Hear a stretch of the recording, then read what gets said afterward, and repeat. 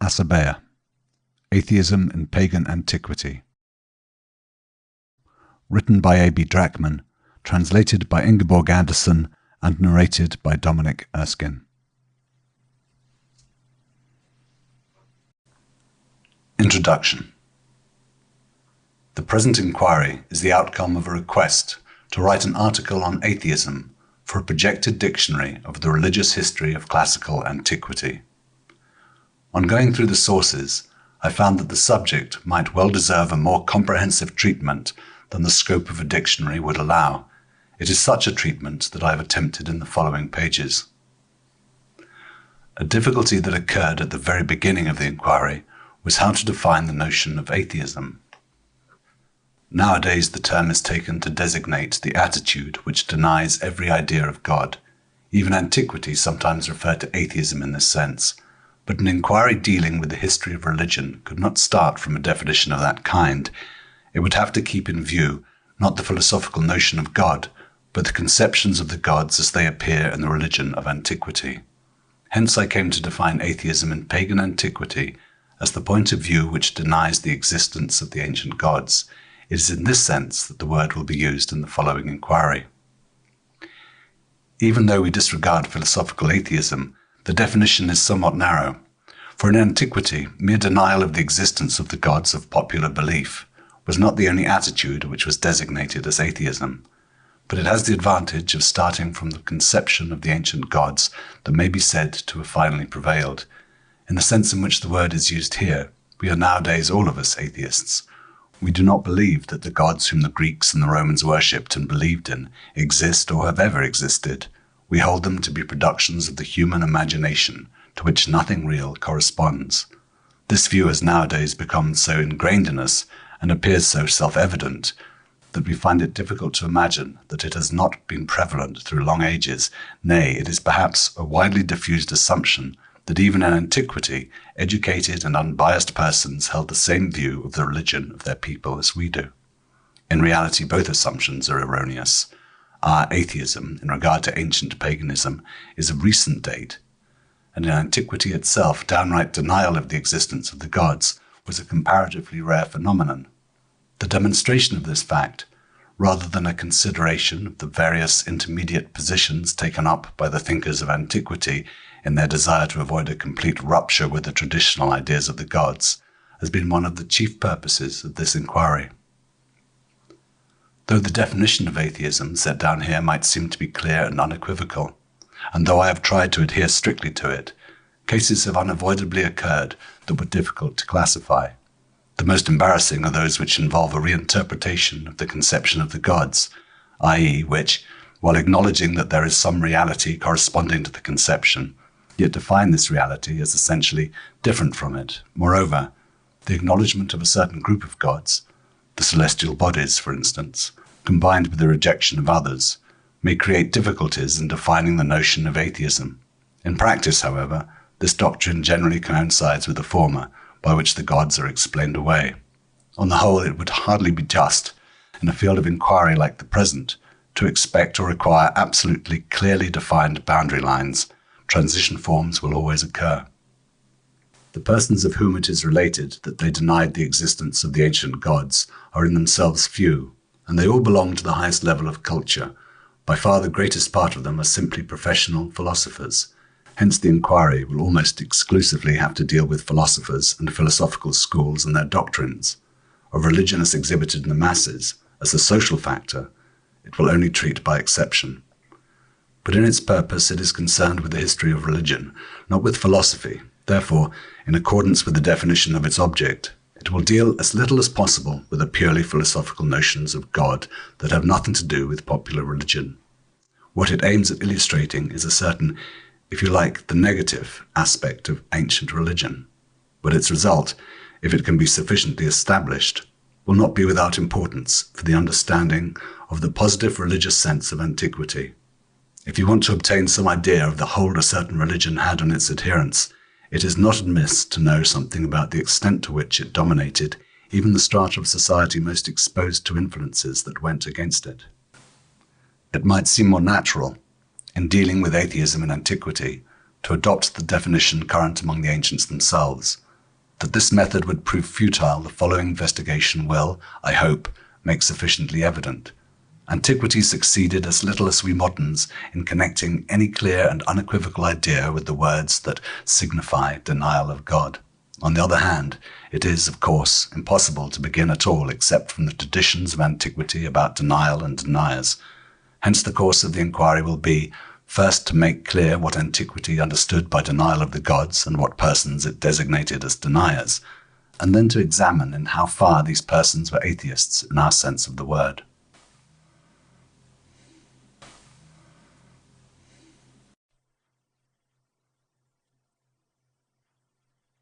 Chapter 1. Atheism and atheist are words formed from Greek roots and with Greek derivative endings. Nevertheless, they are not Greek. Their formation is not consonant with Greek usage. In Greek they said atheos and atheotes, to which the English words ungodly and ungodliness correspond rather closely. In exactly the same way as ungodly, atheos was used as an expression of severe censure and moral condemnation. This use is an old one, and the oldest that can be traced. Not till later do we find it employed to denote a certain philosophical creed. We even meet with philosophers bearing atheos as a regular surname.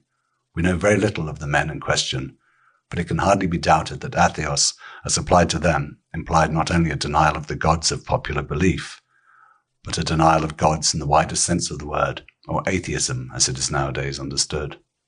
In this case the word is more particularly a philosophical term, but it was used in a similar sense also in popular language, and corresponds then closely to the English denier of God, denoting a person who denies the gods of his people and state.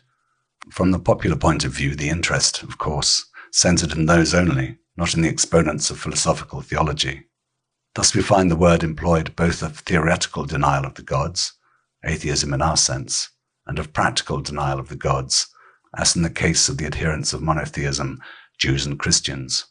Atheism, in the theoretical as well as the practical sense of the word, was, according to the ancient conception of law, always a crime, but in practice it was treated in different ways, which varied both according to the period in question and according to the more or less dangerous nature of the threat it offered to established religion. It is only as far as Athens and imperial Rome are concerned that we have any definite knowledge of the law and the judicial procedure on this point. A somewhat detailed account of the state of things in Athens and Rome cannot be dispensed with here. In the criminal law of Athens, we meet with the term ASEBEIA, literally impiety or disrespect toward the gods. As an established formula of accusation of ASEBEIA existed, legislation must have dealt with the subject, but how it was defined we do not know. The word itself conveys the idea that the law particularly had offences against public worship in view, and this is confirmed by the fact that a number of such offences, from the felling of sacred trees to the profanation of the Eleusinian mysteries, were treated as ASEBEIA. When, in the next place, towards the close of the 5th century BC, free thinking began to assume forms which seemed dangerous to the religion of the state, theoretical denials of the gods were also included under ASEBEIA. From about the beginning of the Peloponnesian War to the close of the 4th century BC, there are on record a number of prosecutions of philosophers who were tried and condemned for denial of the gods. The indictment seems in most cases, the trial of Socrates is the only one of which we know details, to have been on the charge of ASEBEIA, and the procedure proper thereto seems to have been employed, though there was no proof or assertion of the accused having offended against public worship. As to Socrates, we know the opposite to have been the case. He worshipped the gods like any other good citizen. This extension of the conception of ASEBEIA to include theoretical denial of the gods no doubt had no foundation in law. This is amongst other things evident from the fact that it was necessary, in order to convict Anaxagoras, to pass a special public resolution in virtue of which his free-thinking theories became indictable. The law presumably dated from a time when theoretical denial of the gods lay beyond the horizon of legislation. Nevertheless, in the trial of Socrates, it is simply taken for granted that denial of the gods is a capital crime, and that not only on the side of the prosecution, but also on the side of the defense, the trial only turns on a question of fact. The legal basis is taken for granted. So inveterate, then, at this time was the conception of the unlawful nature of the denial of the gods among the people of Athens. In the course of the 4th century BC, several philosophers were accused of denial of the gods or blasphemy, but after the close of the century we hear no more of such trials. To be sure, our knowledge of the succeeding centuries, when Athens was but a provincial town, is far less copious than of the days of its greatness. Nevertheless, it is beyond doubt that the practice in regard to theoretical denial of the gods was changed. A philosopher like Carneades, for instance, might, in view of his skeptical standpoint, just as well have been convicted of ASEBEIA as Protagoras, who was convicted because he had declared that he did not know whether the gods existed or not. And as to such a process against Carneades, tradition would not have remained silent. Instead, we learn that he was employed as the trusted representative of the state on most important diplomatic missions. It is evident that Athens had arrived at the point of view that the theoretical denial of the gods might be tolerated, whereas the law, of course, continued to protect public worship. In Rome they did not possess, as in Athens, a general statute against religious offences. There were only special provisions, and they were, moreover, few and insufficient. This defect, however, was remedied by the vigorous police authority with which the Roman magistrates were invested. In Rome, severe measures were often taken against movements which threatened the Roman official worship, but it was done at the discretion of the administration and not according to hard and fast rules. Hence the practice was somewhat varying and a certain arbitrariness inevitable. No example is known from Rome of action taken against theoretical denial of the gods corresponding to the trials of the philosophers in Athens. The main cause of this was, no doubt, that free thinking in the 5th century BC invaded Hellas, and especially Athens, like a flood which threatened to overthrow everything. In Rome, on the other hand, Greek philosophy made its way in slowly and gradually, and this took place at a time when in the country of its origin it had long ago found a modus vivendi with popular religion and was acknowledged as harmless to the established worship. The more practical outlook of the Romans may perhaps also have had something to say in the matter.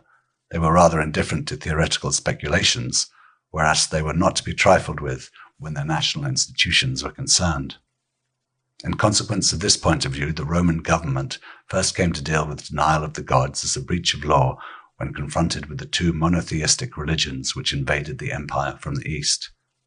That which distinguished Jews and Christians from pagans was not that they denied the existence of the pagan gods. The Christians, at any rate, did not do this as a rule, but that they denied that they were gods and therefore refused to worship them. They were practical, not theoretical deniers. The tolerance which the Roman government showed towards all foreign creeds, and the result of which in imperial times was, practically speaking, freedom of religion over the whole empire, could not be extended to the Jews and the Christians, for it was in the last resort based on reciprocity, on the fact that worship of the Egyptian or Persian gods did not exclude worship of the Roman ones. Every convert, on the other hand, won over to Judaism or Christianity was eo ipso an apostate from the Roman religion, an atheos according to the ancient conception. Hence, as soon as such religions began to spread, they constituted a serious danger to the established religion, and the Roman government intervened. Judaism and Christianity were not treated quite alike. In this connection, details are of no interest, but certain principal features must be dwelt on as significant of the attitude of antiquity towards denial of the gods. To simplify matters, I confine myself to Christianity, where things are less complicated. The Christians were generally designated as atheoi, as deniers of the gods, and the objection against them was precisely the denial of the pagan gods, not their religion as such. When the Christian, summoned before the Roman magistrates, agreed to sacrifice to the pagan gods, among them the emperor, he was acquitted. He was not punished for previously having attended Christian services, and it seems that he was not even required to undertake not to do so in future. Only if he refused to sacrifice was he punished. We cannot ask for a clearer proof that this is apostasy as such, denial of the gods, against which action is taken. It is in keeping with this that, at any rate under the earlier empire, no attempt was made to seek out the Christians at their assemblies, to hinder their services or the like. It was considered sufficient to take steps when information was laid. The punishments meted out were different, in that they were left solely to the discretion of the magistrates, but they were generally severe. Forced labour in mines and capital punishment were quite common. No discrimination was made between Roman citizens and others belonging to the empire, but all were treated alike. That the Roman citizen could not undergo capital punishment without appeal to the emperor does not affect the principle. This procedure has really no expressly formulated basis in law. The Roman penal code did not, as mentioned above, take cognizance of denial of the gods. Nevertheless, the sentences on the Christians were considered by the pagans of the earlier time as a matter of course, the justice of which was not contested, and the procedure of the government was in principle the same under humane and conscientious rulers like Trajan and Marcus Aurelius as under tyrants like Nero and Domitian. Here again it is evident how firmly rooted in the mind of antiquity was the conviction that denial of the gods was a capital offence. To resume what has here been set forth concerning the attitude of ancient society to atheism, it is, in the first place, evident that the frequently mentioned tolerance of polytheism was not extended to those who denied its gods. In fact, it was applied only to those who acknowledged them, even if they worshipped others besides. But the assertion of this principle of intolerance varied greatly in practice according to whether it was a question of theoretical denial of the gods, atheism in our sense, or practical refusal to worship the pagan gods. Against atheism, the community took action only during a comparatively short period and, as far as we know, only in a single place. The latter limitation is probably explained not only by the defectiveness of tradition, but also by the fact that in Athens free-thinking made its appearance about the year 400 as a general phenomenon and therefore attracted the attention of the community. Apart from this case, the philosophical denial of God was left in peace all through antiquity, in the same way as the individual citizen was not interfered with as a rule when he, for one reason or another, refrained from taking part in the worship of the deities. On the other hand, as soon as practical refusal to believe in the gods, apostasy from the established religion, assumed dangerous proportions, ruthless severity was exercised against it. The discrimination, however, made in the treatment of the theoretical and practical denial of the gods is certainly not due merely to consideration of the more or less isolated occurrence of the phenomenon. It is rooted at the same time in the very nature of ancient religion. The essence of ancient polytheism is the worship of the gods, that is, cultus. Of a doctrine of divinity, properly speaking, of theology, there were only slight rudiments, and there was no idea of any elaborate dogmatic system. Quite different attitudes were accordingly assumed towards the philosopher, who held his own opinions of the gods, but took part in the public worship like anybody else, and towards the monotheist, to whom the whole of the pagan worship was an abomination, which one should abstain from at any cost, and which one should prevail on others to give up for the sake of their own good in this life or the next. In the literature of antiquity, we meet with sporadic statements to the effect that certain philosophers bore the epithet Atheos as a sort of surname, and in a few of the later authors of antiquity we even find lists of men, almost all of them philosophers, who denied the existence of the gods. Furthermore, we possess information about certain persons, these also, if Jews and Christians are excluded, are nearly all of them philosophers, having been accused of, and eventually convicted of, denial of the gods. Some of these are not in our lists. Information of this kind will, as remarked above, be taken as the point of departure for an investigation of atheism in antiquity. For practical reasons, however, it is reasonable to include some philosophers whom antiquity did not designate as atheists and who did not come into conflict with official religion, but of whom it has been maintained in later times that they did not believe in the existence of the gods of popular belief. Thus we arrive at the following list of those denoted as atheoi, or those accused of impiety, denoted as such.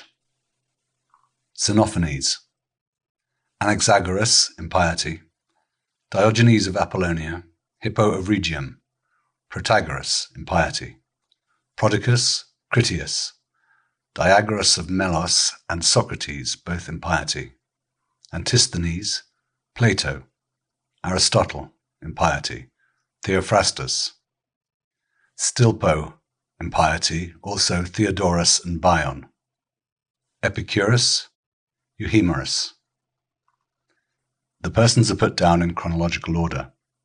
This order will in some measure be preserved in the following survey, but regard for the continuity of the tradition of the doctrine will entail certain deviations. It will, that is to say, be natural to divide the material into four groups: the pre-Socratic philosophy, the Sophists, Socrates and the Socratics, Hellenistic philosophy. Each of these groups has a philosophical character of its own, and it will be seen that this character also makes itself felt in the relation to the gods of the popular belief, even though we here meet with phenomena of more isolated occurrence. The four groups must be supplemented by a fifth, a survey of the conditions in imperial Rome.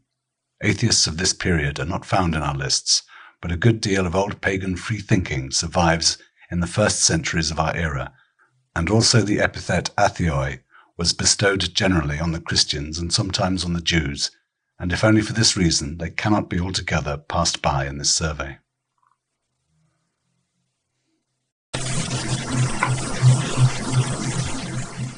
Chapter 2. The paganism of antiquity is based on a primitive religion, i.e., it is originally in the main homogeneous with the religion nowadays met with in the so-called primitive peoples. It underwent, however, a long process of evolution parallel with and conditioned by the development of Greek and later Roman civilization. This evolution carried ancient religion far away from its primitive starting point. It produced numerous new formations, above all a huge system of anthropomorphic gods, each with a definite character and personality of his own. This development is the result of an interplay of numerous factors. Changing social and economical conditions evoked the desire for new religious ideas. The influence of other peoples made itself felt. Poetry and the fine arts contributed largely to the moulding of these ideas. Conscious reflection, too, arose early and modified original simplicity. But what is characteristic of the whole process is the fact that it went on continuously, without breaks or sudden bounds.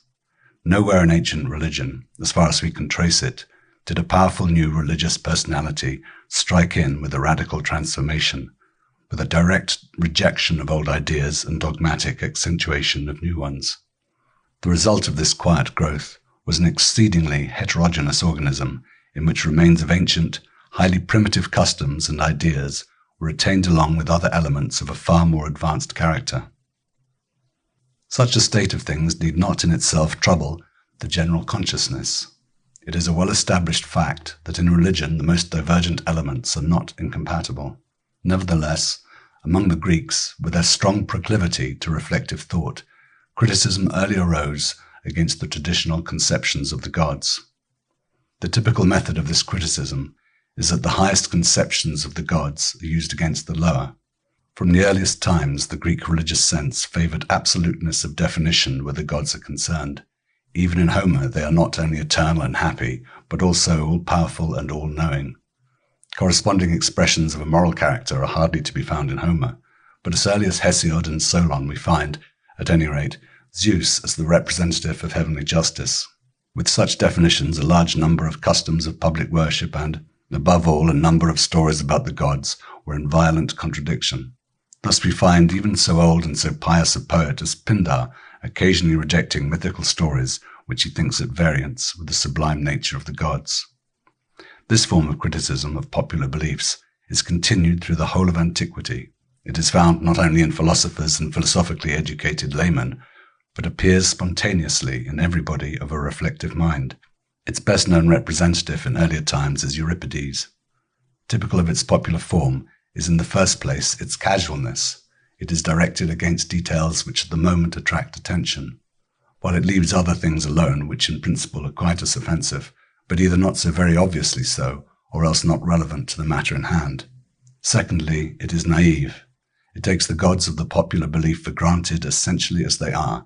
It does not raise the crucial question whether the popular belief is not quite justified in attributing to these higher beings all kinds of imperfection, and wrong in attributing perfection to them, and still less if such beings, whether they are defined as perfect or imperfect, exist at all.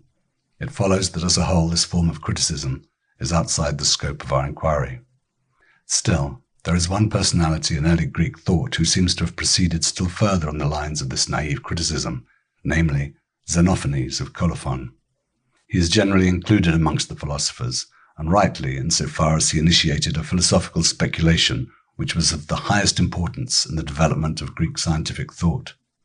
But in the present connection it would, nevertheless, be misleading to place Xenophanes among those philosophers who came into conflict with the popular belief because their conception of existence was based on science. The starting point for his criticism of the popular belief is in fact not philosophical, but religious. He ranks with personalities like Pindar and Euripides. He was also a verse writer himself, with considerable poetic gift, and is only distinguished from them by the greater consistency of his thought. Hence, the correct course is to deal with him in this place as the only eminent thinker in antiquity about whom it is known that, starting from popular belief and religious motives, he reached a standpoint which, at any rate with some truth, may be designated as atheism. Xenophanes lived in the latter part of the 6th and beginning of the 5th centuries BC. According to his own statement, he reached an age of more than 90 years. He was an itinerant singer who travelled about and recited poetry, presumably not merely his own, but also that of others. In his own poems, he severely attacked the manner in which Homer and Hesiod, the most famous poets of Greece, had represented the gods. They had attributed to them everything which in man's eyes is outrageous and reprehensible: theft, adultery, and deception of one another. Their account of the fights of the gods against titans and giants he denounced as inventions of the ancients. But he did not stop at that. Men believe that the gods are born, are clothed, and shape and speak like themselves. If oxen and horses and lions could draw and paint, they would delineate their gods in their own image. The Negroes believe that their gods are flat-nosed and black, the Thracians that theirs have blue eyes and red hair. Thus he attacked directly the popular belief that the gods are anthropomorphic, and his arguments testify that he clearly realized that men created their gods in their own image. On another main point, too, he was in direct opposition to the religious ideas of his time.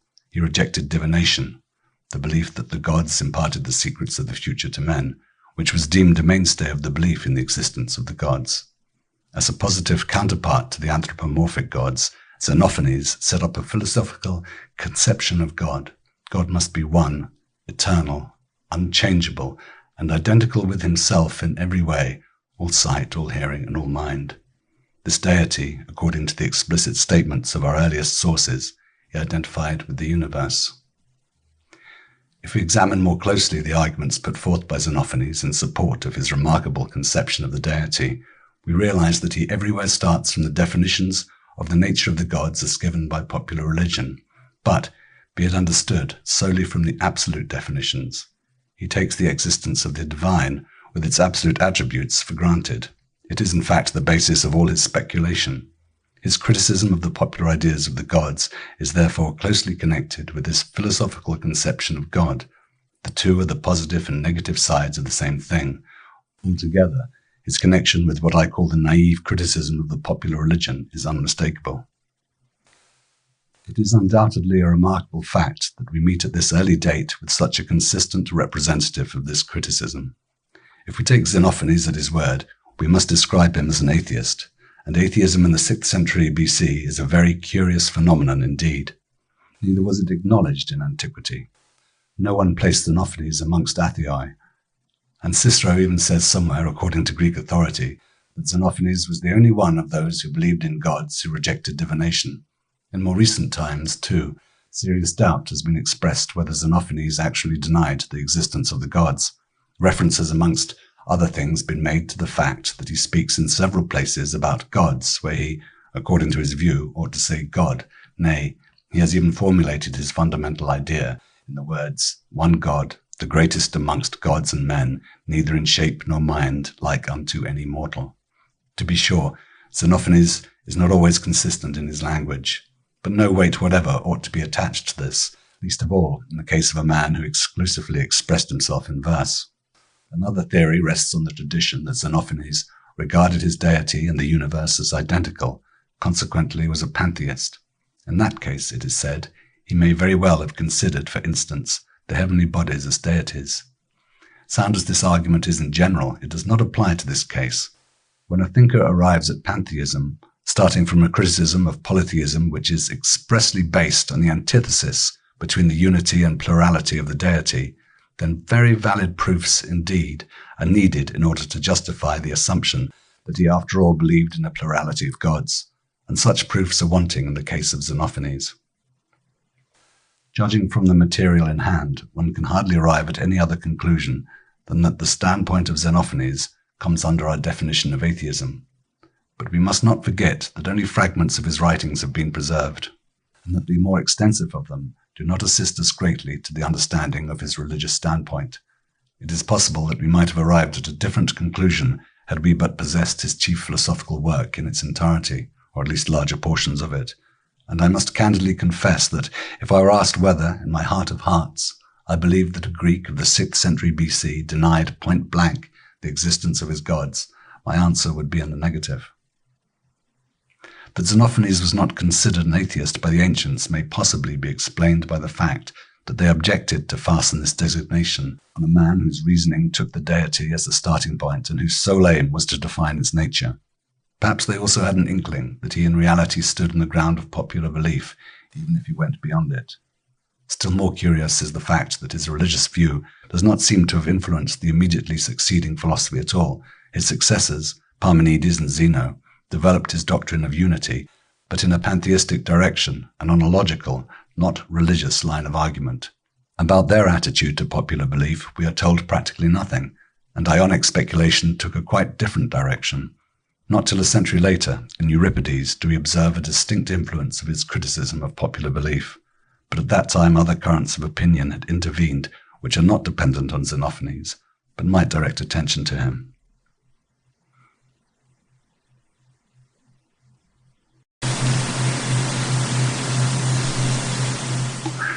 Chapter 3. Ancient Greek naturalism is essentially calculated to collide with the popular belief. It seeks a natural explanation of the world, first and foremost of its origin, but in the next place of individual natural phenomena. As to the genesis of the world, speculations of a mythical kind had already developed on the basis of the popular belief. They were not, however, binding on anybody, and, above all, the idea of the gods having created the world was altogether alien to Greek religion. Thus, without offence to them, it might be maintained that everything originated from a primary substance, or from a mixture of several primary substances, as was generally maintained by the ancient naturalists. On the other hand, a conflict arose as soon as the heavenly phenomena, such as lightning and thunder, were ascribed to natural causes, or when the heavenly bodies were made out to be natural objects. For to the Greeks it was an established fact that Zeus sent lightning and thunder, and that the sun and the moon were gods.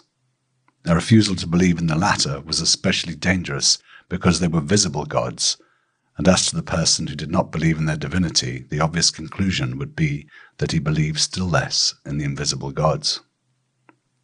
That this inference was drawn will appear before long, but the epithet atheist was very rarely attached to the ancient naturalists. Only a few of the later, and those the least important, were given the nickname atheos. Altogether we hear very little of the relation of these philosophers to the popular belief, and this very silence is surely significant. No doubt, most of them bestowed but a scant attention on this aspect of the matter. They were engrossed in speculations which did not bring them into conflict with the popular belief, and even their scientific treatment of the divine, natural phenomena did not make them doubt the existence of the gods.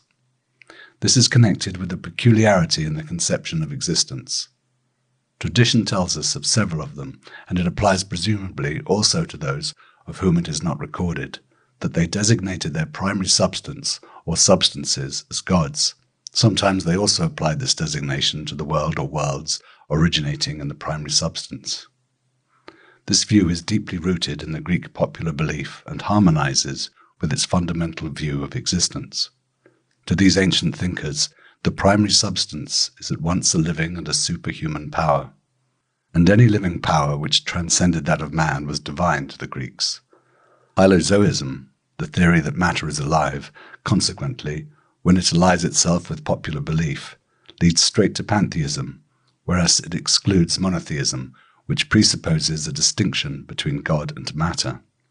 Now it is a matter of experience that, while monotheism is the hereditary foe of polytheism, polytheism and pantheism go very well together.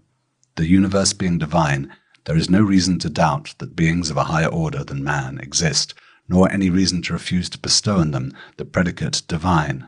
And with this we find ourselves in principle on the standpoint of polytheistic popular belief. There is nothing surprising, then, in the tradition that Thales identified God with the mind of the universe, and believed the universe to be animated and filled with demons. The first statement is in this form probably influenced by later ideas and hardly a correct expression of the view of Thales. The rest bears the very stamp of genuineness, and similar ideas recur, more or less completely and variously refracted, in the succeeding philosophers. To follow these variations in detail is outside the scope of this investigation, but it may be of interest to see the form they take in one of the latest and most advanced representatives of Ionian naturalism. In Democritus's conception of the universe, personal gods would seem excluded a priori. He works with but three premises: the atoms, their movements, and empty space. From this everything is derived according to strict causality. Such phenomena also as thunder and lightning, comets and eclipses, which were generally ascribed to the gods, are according to his opinion due to natural causes, whereas people in the olden days were afraid of them because they believed they were due to the gods. Nevertheless, he seems, in the first place, to have designated fire, which he at the same time recognized as a soul substance, as divine, the cosmic fire being the soul of the world, and secondly, he thought that there was something real underlying the popular conception of the gods. He was led to this from a consideration of dreams, which he thought were images of real objects which entered into the sleeper through the pores of the body.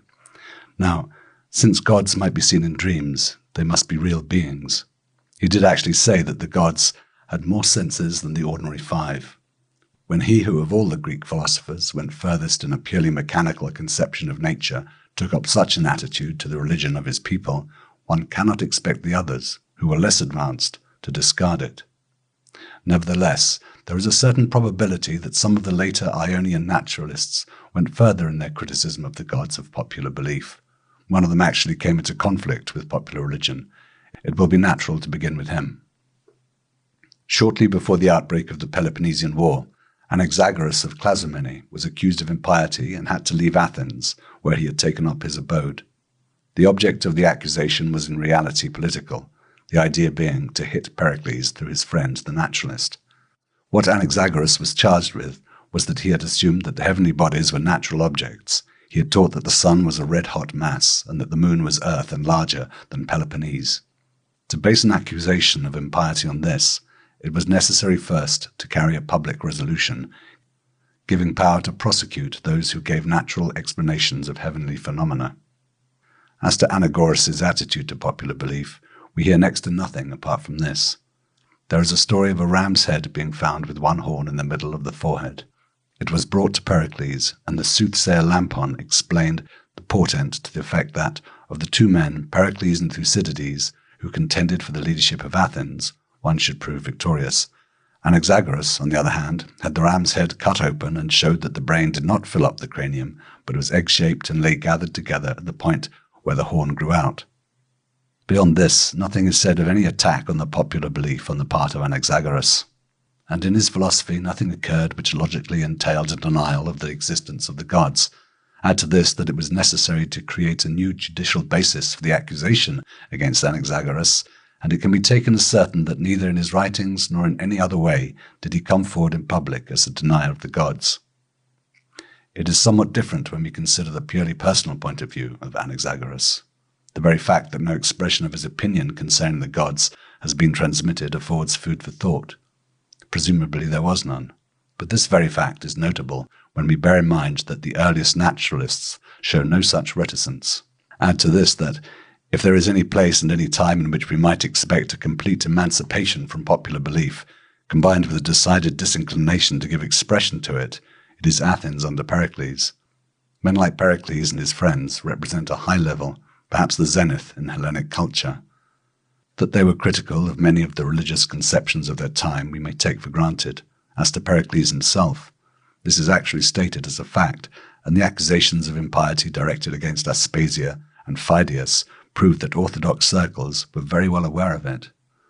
But the accusations prove, moreover, that Pericles and those who shared his views were so much in advance of their time that they could not afford to let their free-thinking attitude become a matter of public knowledge without endangering their political position certainly, and possibly even more than that. To be sure, considerations of that kind did not weigh with Anaxagoras, but he was, and that we know on good authority, a quiet scholar whose ideal of life was to devote himself to problems of natural science, and he can hardly have wished to be disturbed in this occupation by affairs in which he took no sort of interest.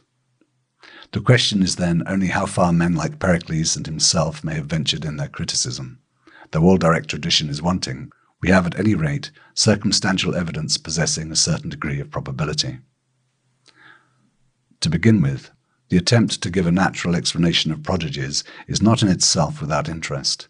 The mantic art, i.e., the ability to predict the future by signs from the gods or direct divine inspiration, was throughout antiquity considered one of the surest proofs of the existence of the gods. Now, it by no means follows that a person who was not impressed by a deformed ram's head would deny, e.g., the ability of the Delphic oracle to predict the future, especially not so when the person in question was a naturalist. But that there was at this time a general tendency to reject the art of divination is evident from the fact that Herodotus, as well as Sophocles, both of them contemporaries of Pericles and Anaxagoras, expressly contend against attempts in that direction, and, be it remarked, as if the theory they attack was commonly held. Sophocles is in this connection so far the more interesting of the two, as, on one hand, he criticizes private divination, but defends the Delphic oracle vigorously, while he, on the other hand, identifies denial of the oracle with denial of the gods. And he does this in such a way as to make it evident that he has a definite object in mind. That in this polemic he may have been aiming precisely at Anaxagoras is indicated by the fact that Diopithes, who carried the resolution concerning the accusation of the philosopher, was a soothsayer by profession. The strongest evidence as to the free-thinking of the Periclean age is, however, to be met with in the historical writing of Thucydides. In his work on the Peloponnesian War, Thucydides completely eliminated the supernatural element. Not only did he throughout ignore omens and divinations, except insofar as they played a part as a psychological factor, but he also completely omitted any reference to the gods in his narrative. Such a procedure was in this time unprecedented, and contrasts sharply with that of his immediate forerunner Herodotus, who constantly lays stress on the intervention of the gods.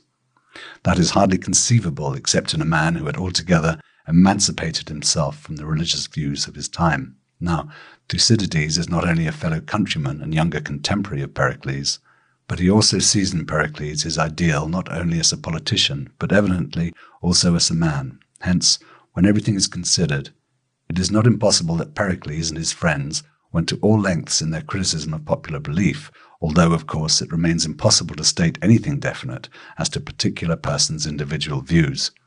Curiously enough, even in antiquity this connection was observed. In the biography of Thucydides, it is said that he was a disciple of Anaxagoras, and accordingly was also considered something of an atheist. While Anaxagoras, his trial notwithstanding, is not generally designated as an atheist, probably because there was nothing in his writings to which he might be pinned down, that fate befell two of his contemporaries, Hippo of Rhegium and Diogenes of Apollonia. Very little, however, is known of them. Hippo, who is said to have been a Pythagorean, taught that water and fire were the origin of everything. As to the reason why he earned the nickname Atheos, it is said that he taught that water was the primal cause of all. As well as that, he maintained that nothing existed but what could be perceived by the senses. There is also quoted a fictitious inscription, which he is said to have caused to be put on his tomb, to the effect that death has made him the equal of the immortal gods, and that he now exists no more than they. Otherwise we know nothing special of Hippo. Aristotle refers to him as shallow. As to Diogenes, we learn that he was influenced by Anaximenes and Anaxagoras. In agreement with the former, he regarded air as the primary substance, and like Anaxagoras, he attributed reason to his primary substance. Of his doctrine we have extensive accounts, and also some not inconsiderable fragments of his treatise on nature, but they are almost all of them of purely scientific, mostly of an anatomical and physiological character. In especial, as to his relation to popular belief, it is recorded that he identified Zeus with the air. Indirectly, however, we are able to demonstrate, by the aid of an almost contemporary witness, that there must have been some foundation for the accusation of atheism. For in the Clouds, where Aristophanes wants to represent Socrates as an atheist, he puts in his mouth scraps of the naturalism of Diogenes that he would hardly have done if Diogenes had not already been decried as an atheist. It is, of course, impossible to base any statement of the relation of the two philosophers to popular belief on such a foundation.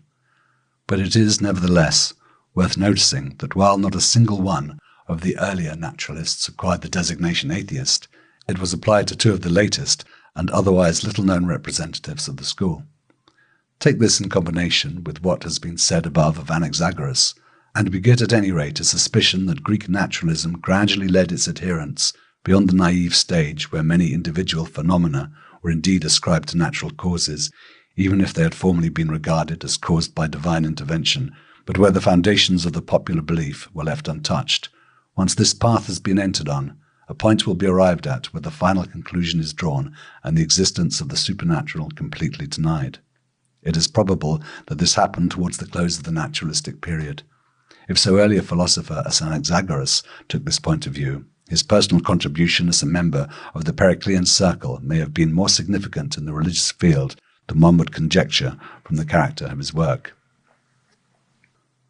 Before we proceed to mention the sophists, there is one person on our list who must be examined, though the result will be negative, namely Diagoras of Melos. As he appears in our records, he falls outside the classification adopted here, but as he must have lived, at any rate, about the middle of the 5th century, he is said to have flourished in 464, he may most fitly be placed on the boundary line between the Ionian philosophy and sophistic. For later antiquity, Diagoras is the typical atheist. He heads our lists of atheists, and around his person a whole series of myths have been formed. He is said to have been a poet and a pious man like others. But then a colleague once stole an ode from him, escaped by taking an oath that he was innocent, and afterwards made a hit with the stolen work. So Diagoras lost his faith in the gods and wrote a treatise under the title of Apoplegisontes Logiae, literally destructive considerations, in which he attacked the belief in the gods. This looks very plausible, and is interesting insofar as it, if correct, affords an instance of atheism arising in a layman from actual experience, not in a philosopher from speculation. If we ask, however, what is known historically about Diagoras, we are told a different tale. There existed in Athens, engraved on a bronze tablet and set up on the Acropolis, a decree of the people offering a reward of 1 talent to him who should kill Diagoras of Melos, and of 2 talents to him who should bring him alive to Athens. The reason given was that he had scoffed at the Eleusinian mysteries and divulged what took place at them. The date of this decree is given by a historian at 415 BC. That this is correct is seen from a passage in Aristophanes' contemporary drama, The Birds. Furthermore, one of the disciples of Aristotle, the literary historian Aristoxenus, states that no trace of impiety was to be found in the works of the dithyrambic poet Diagoras, and that, in fact, they contained definite opinions to the contrary. A remark to the effect that Diagoras was instrumental in drawing up the laws of Mantinia is probably due to the same source.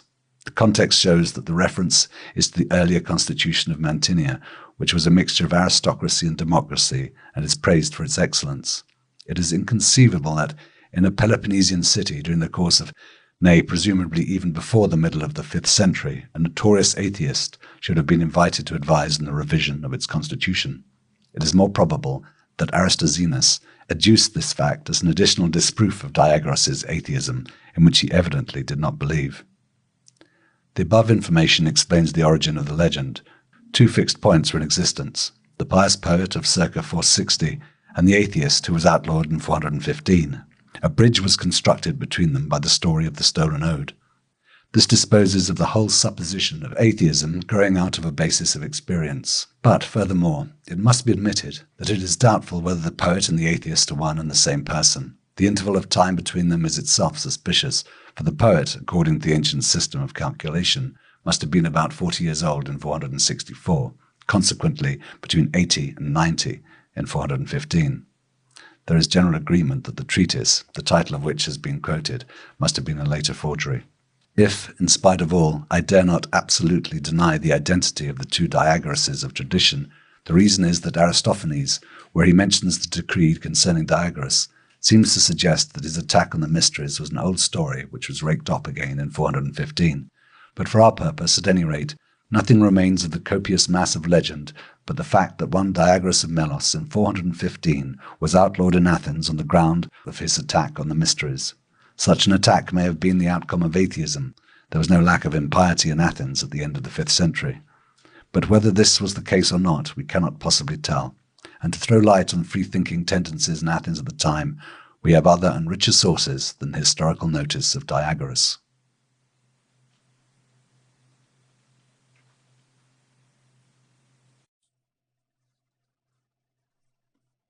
Chapter 4.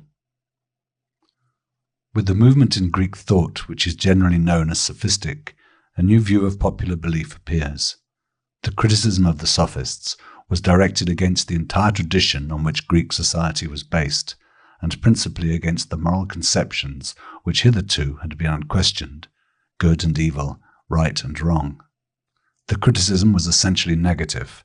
That which hitherto had been imagined as absolute was demonstrated to be relative, and the relative was identified with the invalid. Thus they could not help running up against the popular ideas of the gods and treating them in the same way. A leading part was here played by the sophistic distinction between nomos and physis, law and nature, i.e., that which is based on human convention, and that which is founded on the nature of things. The sophists could not help seeing that the whole public worship and the ideas associated with it belonged to the former, to the domain of the law. Not only did the worship and the conceptions of the gods vary from place to place in the hundreds of small independent communities into which Hellas was divided, a fact which the sophists had special opportunity of observing when travelling from town to teach, but it was even officially admitted that the whole ritual, which, popularly speaking, was almost identical with religion, was based on convention. If a Greek was asked why a god was to be worshipped in such and such a way, generally the only answer was, because it is the law of the state, or the convention. The word nomos expresses both things. Hence it followed in principle that religion came under the domain of the law, being consequently the work of man, and hence again the obvious conclusion, according to sophistic reasoning, was that it was nothing but human imagination, and that there was no physis, no reality, behind it at all. In the case of the naturalists, it was the positive foundation of their system, their conception of nature as a whole, that led them to criticize the popular belief. Hence their criticism was in the main only directed against those particular ideas in the popular belief which were at variance with the results of their investigations. To be sure, the sophists were not above making use of the results of natural science in their criticism of the popular belief. It was their general aim to impart the highest education of their time, and of a liberal education natural science formed a rather important part. But their starting point was quite different from that of the naturalists.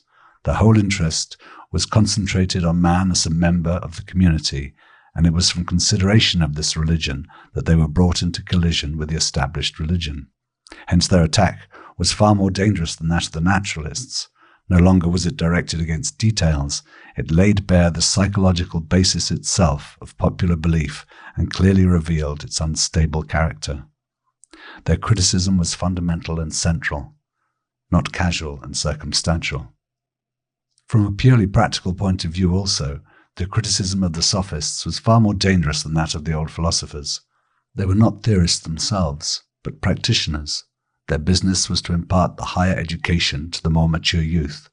It was therefore part of their profession to disseminate their views not by means of learned professional writings, but by the persuasive eloquence of oral discourse. And in their criticism of the existing state of things, they did not start with special results which only science could prove, and the correctness of which the layman need not recognize. They operated with facts and principles known and acknowledged by everybody. It is not to be wondered at that such efforts evoked a vigorous reaction on the part of established society, the more so as in any case the result of sophistic criticism, though not consciously its object, was to liquefy the moral principles on which the social order was based. Such, in principle, appeared to be the state of things. In practice, here as elsewhere, the devil proved not so black as he was painted. First, not all the sophists, hardly even the majority of them, drew the logical conclusions from their views in respect of either morals or religion. They were teachers of rhetoric, and as such they taught, for instance, all the tricks by which a bad cause might be defended. That was part of the trade. But it must be supposed that Gorgias, the most distinguished of them, expressly insisted that rhetoric, just like any other art, the aim of which was to defeat an opponent, should only be used for good ends. Similarly, many of them may have stopped short in their criticism of popular belief at some arbitrary point, so that it was possible for them to respect at any rate something of the established religion, and so, of course, first and foremost, the very belief in the existence of the gods. That they did not as a rule interfere with public worship, we may be sure. That was based firmly on the law. But, in addition, even sophists who personally took an attitude radically contradictory to popular belief had the most important reasons for being careful in advancing such a view. They had to live by being the teachers of youth. They had no fixed appointment. They travelled about as lecturers and enlisted disciples by means of their lectures.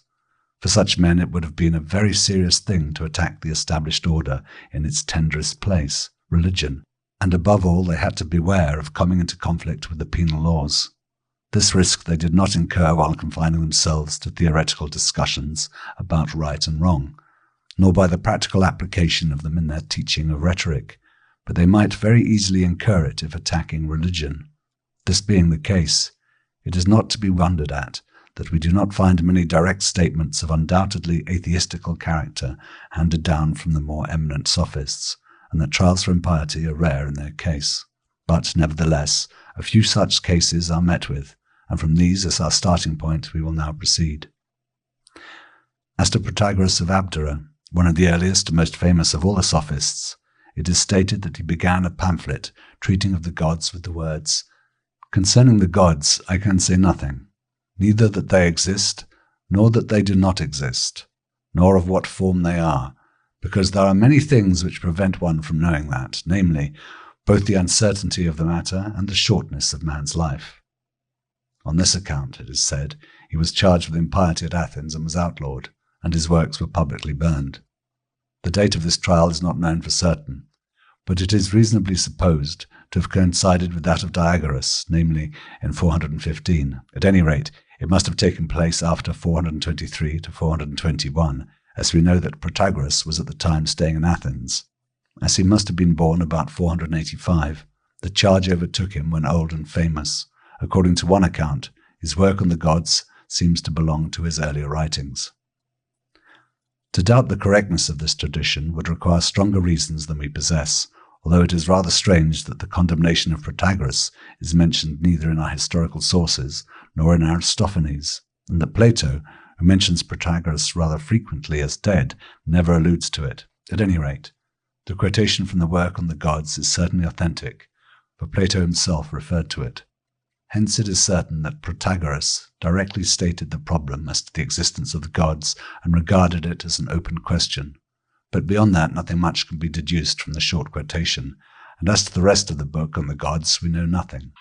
The meagre reasons for skepticism adduced probably do not imply any more than that the difficulties are objective as well as subjective. If, in the latter respect, the brevity of life is specially mentioned, it may be supposed that Protagoras had in mind a definite proof of the existence of the gods, which was rendered difficult by the fact that life is so brief. Prediction of the future may be guessed at, but nothing certain can be stated. Protagoras is the only one of the sophists of whom tradition says that he was the object of persecution owing to his religious views. The trial of Socrates, however, really belongs to the same category when looked at from the accuser's point of view. Socrates was accused as a sophist. But as his own attitude towards popular religion differed essentially from that of the sophists, we cannot consider him in this connection. Protagoras' trial itself is partly determined by special circumstances. In all probability it took place at a moment when a violent religious reaction had set in at Athens owing to some grave offence against the public worship and sanctuaries of the state, violation of the mysteries and mutilation of the Hermae. The work on the gods had presumably been in existence and known long before this without causing scandal to anybody. But, nevertheless, the trial, like those of Anaxagoras and Socrates, plainly bears witness to the animosity with which the modern free thought was regarded in Athens. This animosity did not easily manifest itself publicly without special reasons, but it was always there and might always be used in case of provocation. As to Protagoras' personal attitude to the question of the existence of the gods, much may be guessed and much has been guessed, but nothing can be stated for certain. However, judging from the man's profession and his general habit of life as it appears in tradition, we may take for granted that he did not give offence in his outward behaviour by taking a hostile attitude to public worship or attacking its foundations. Had that been so, he would not for 40 years have been the most distinguished teacher of Hellas, but would simply not have been tolerated. An eminent modern scholar has therefore advanced the conjecture that Protagoras distinguished between belief and knowledge, and that his works on the gods only aimed at showing that the existence of the gods could not be scientifically demonstrated. Now such a distinction probably, if conceived as a conscious principle, is alien to ancient thought, at any rate at the time of Protagoras, and yet it may contain a grain of truth. When it is borne in mind that the incriminated passage represents the very exordium of the work of Protagoras, the impression cannot be avoided that he himself did not intend his work to disturb the established religion, but that he quite naively took up the existence of the gods as a subject as good as any other for dialectic discussion. All that he was concerned with was theory and theorizing. Religion was practice and ritual, and he had no more intention of interfering with that than the other earlier sophists of assailing the legal system of the community in their speculation as to relativity of right and wrong. All this, however, does not alter the fact that the work of Protagoras posed the very question of the existence of the gods as a problem which might possibly be solved in the negative. He seems to have been the first to do this. That it could be done is significant of the age to which Protagoras belongs. That it was done was undoubtedly of great importance for the development of thought in wide circles. Prodicus of Ceos, also one of the most famous sophists, advanced the idea that the conceptions of the gods were originally associated with those things which were of use to humanity: sun and moon, rivers and springs, the products of the earth and the elements. Therefore bread was identified with Demeter, wine with Dionysus, water with Poseidon, fire with Hephaestus. As a special instance, he mentioned the worship of the Nile by the Egyptians. In Democritus, who was a slightly elder contemporary of Prodicus, we have already met with investigation into the origin of the conceptions of the gods. There is a close parallel between his handling of the subject and that of Prodicus, but at the same time a characteristic difference. Democritus was a naturalist, hence he took as his starting point the natural phenomena commonly ascribed to the influence of the gods.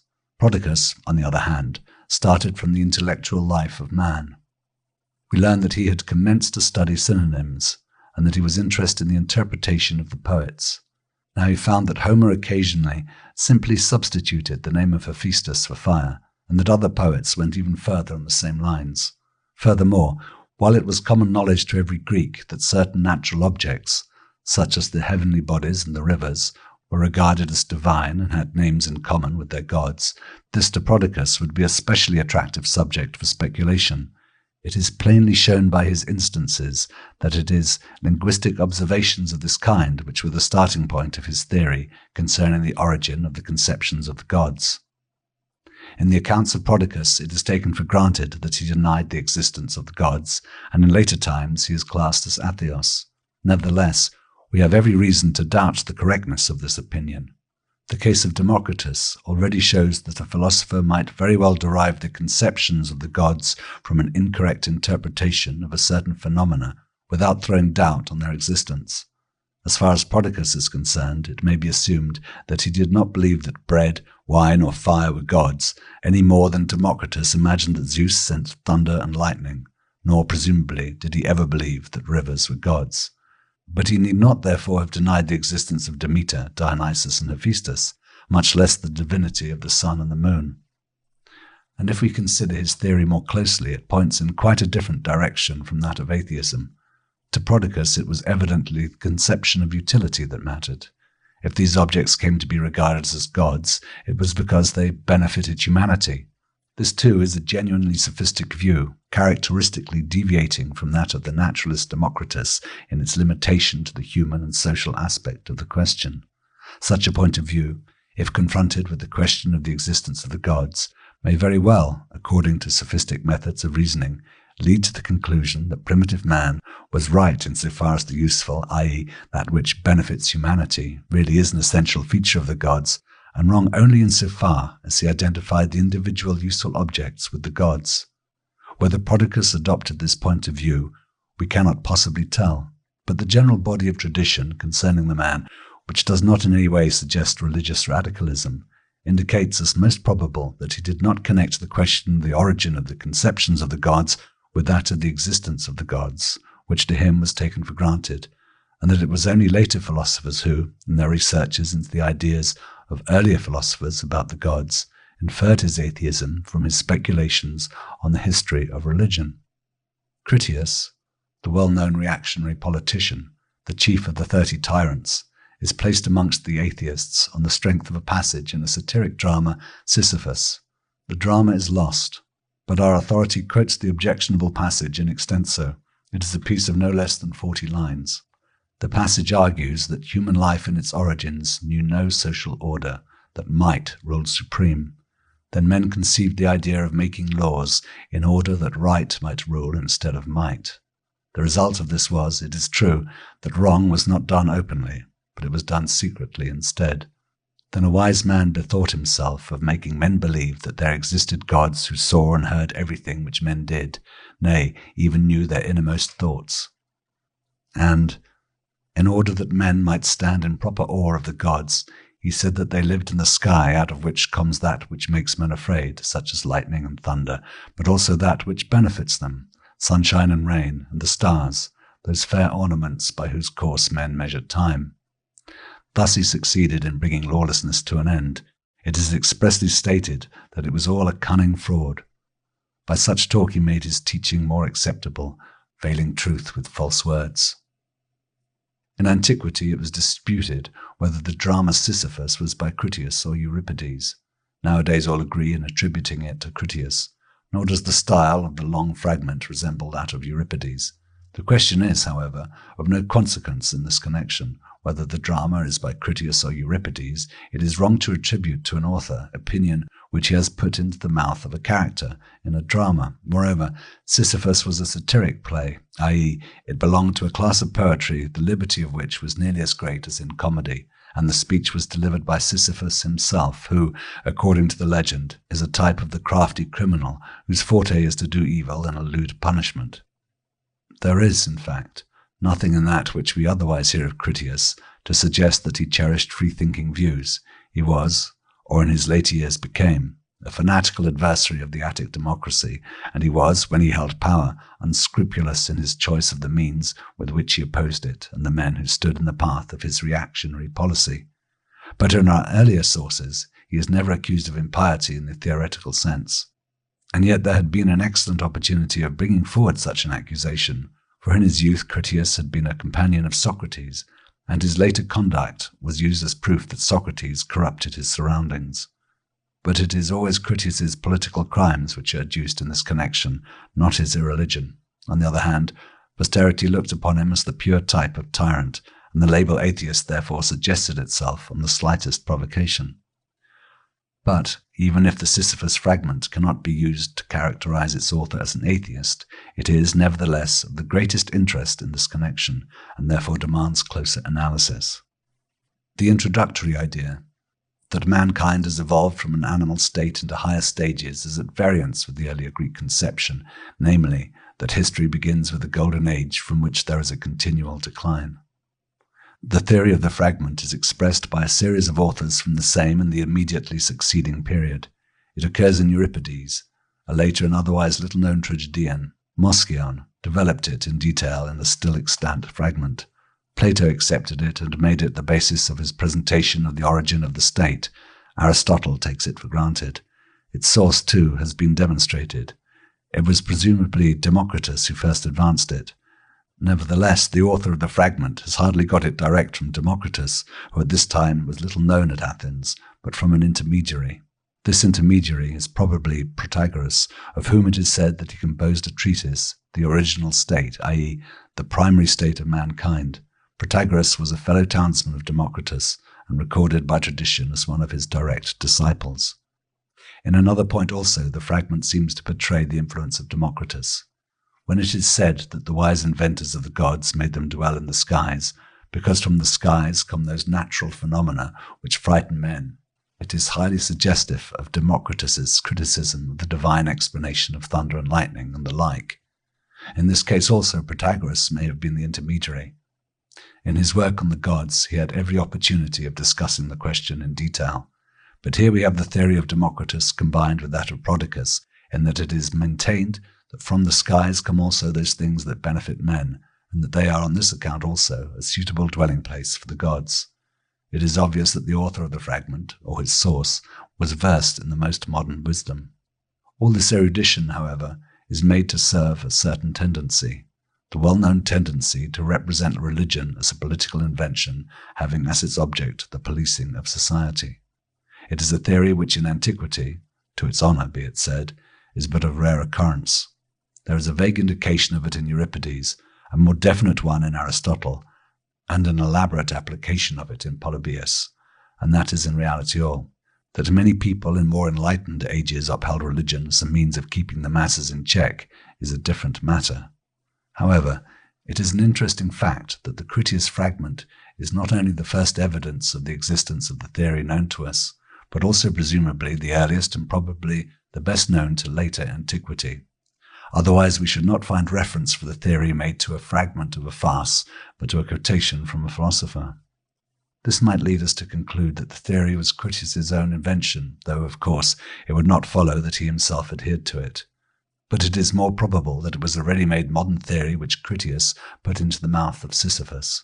Not only does the whole character of the fragment and its scene of action favour this supposition, but there is also another factor which corroborates it. In the Gorgias, Plato makes one of his characters, Callicles, a man of whom we otherwise know nothing, profess a doctrine which up to a certain point is almost identical with that of the fragment. According to Callicles, the natural state, and the right state, on this point he is at variance with the fragment, is that right belongs to the strong. This state has been corrupted by legislation. The laws are inventions of the weak, who are also the majority, and their aim is to hinder the encroachment of the strong. If this theory is carried to its conclusion, it is obvious that religion must be added to the laws. If the former is not also regarded as an invention for the policing of society, the whole theory is upset. Now in the Gorgias, the question as to the attitude of the gods towards the problem of what is right and what is wrong is carefully avoided in the discussion.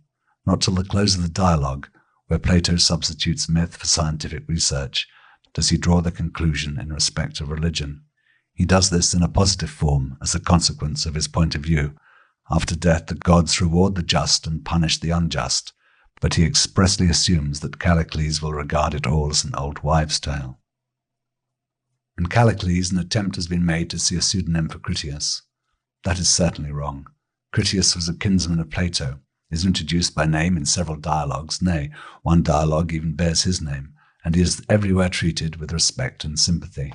Nowadays, therefore, it is generally acknowledged that Callicles is a real person, merely unknown to us as such. However that may be, Plato would never have let a leading character of one of his longer dialogues advance and Socrates refute, a view which had no better authority than a passage in a satiric drama. On the other hand, there is, as shown above, difficulty in supposing that the doctrine of the fragment was stated in the writings of an eminent sophist. So we come to the conclusion that it was developed and diffused in sophistic circles by oral teaching, and that it became known to Critias and Plato in this way. Its originator we do not know. We might think of the sophist Thrasymachus, who in the first book of Plato's Republic maintains a point of view corresponding to that of Callicles in Gorgias. But what we otherwise learn of Thrasymachus is not suggestive of interest in religion, and the only statement of his as to that kind of thing which has come down to us tends to the denial of a providence, not denial of the gods. Quite recently, Diagoras of Melos had been guessed at. This is empty talk, resulting at best in substituting x or nn for y. If I have dwelt in such detail on the Sisyphus fragment, it is because it is our first direct and unmistakable evidence of an ancient atheism. Here for the first time we meet with the direct statement which we have searched for in vain among all the preceding authors, that the gods of popular belief are fabrication pure and simple and without any corresponding reality, however remote. The nature of our tradition precludes our ascertaining whether such a statement might have been made earlier, but the probability is a priori that it was not. The whole development of ancient reasoning on religious questions, as far as we are able to survey it, leads in reality to the conclusion that atheism, as an expressed, though perhaps not publicly expressed, confession of faith did not appear till the age of the Sophists.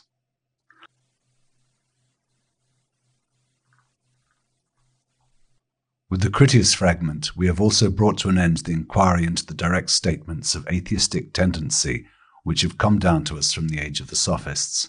The result is, as we see, rather meagre, but it may be supplemented with indirect testimonies which prove that there was more of a thing than the direct tradition would lead us to conjecture, and that the denial of the existence of the gods must have penetrated very wide circles. The fullest expression of Attic free thought at the end of the 5th century is to be found in the tragedies of Euripides. They are leavened with reflections on all possible moral and religious problems, and criticism of the traditional conceptions of the gods plays a leading part in them. We shall, however, have some difficulty in using Euripides as a source of what people really thought at this period, partly because he is a very pronounced personality and by no means a mere mouthpiece for the ideas of his contemporaries.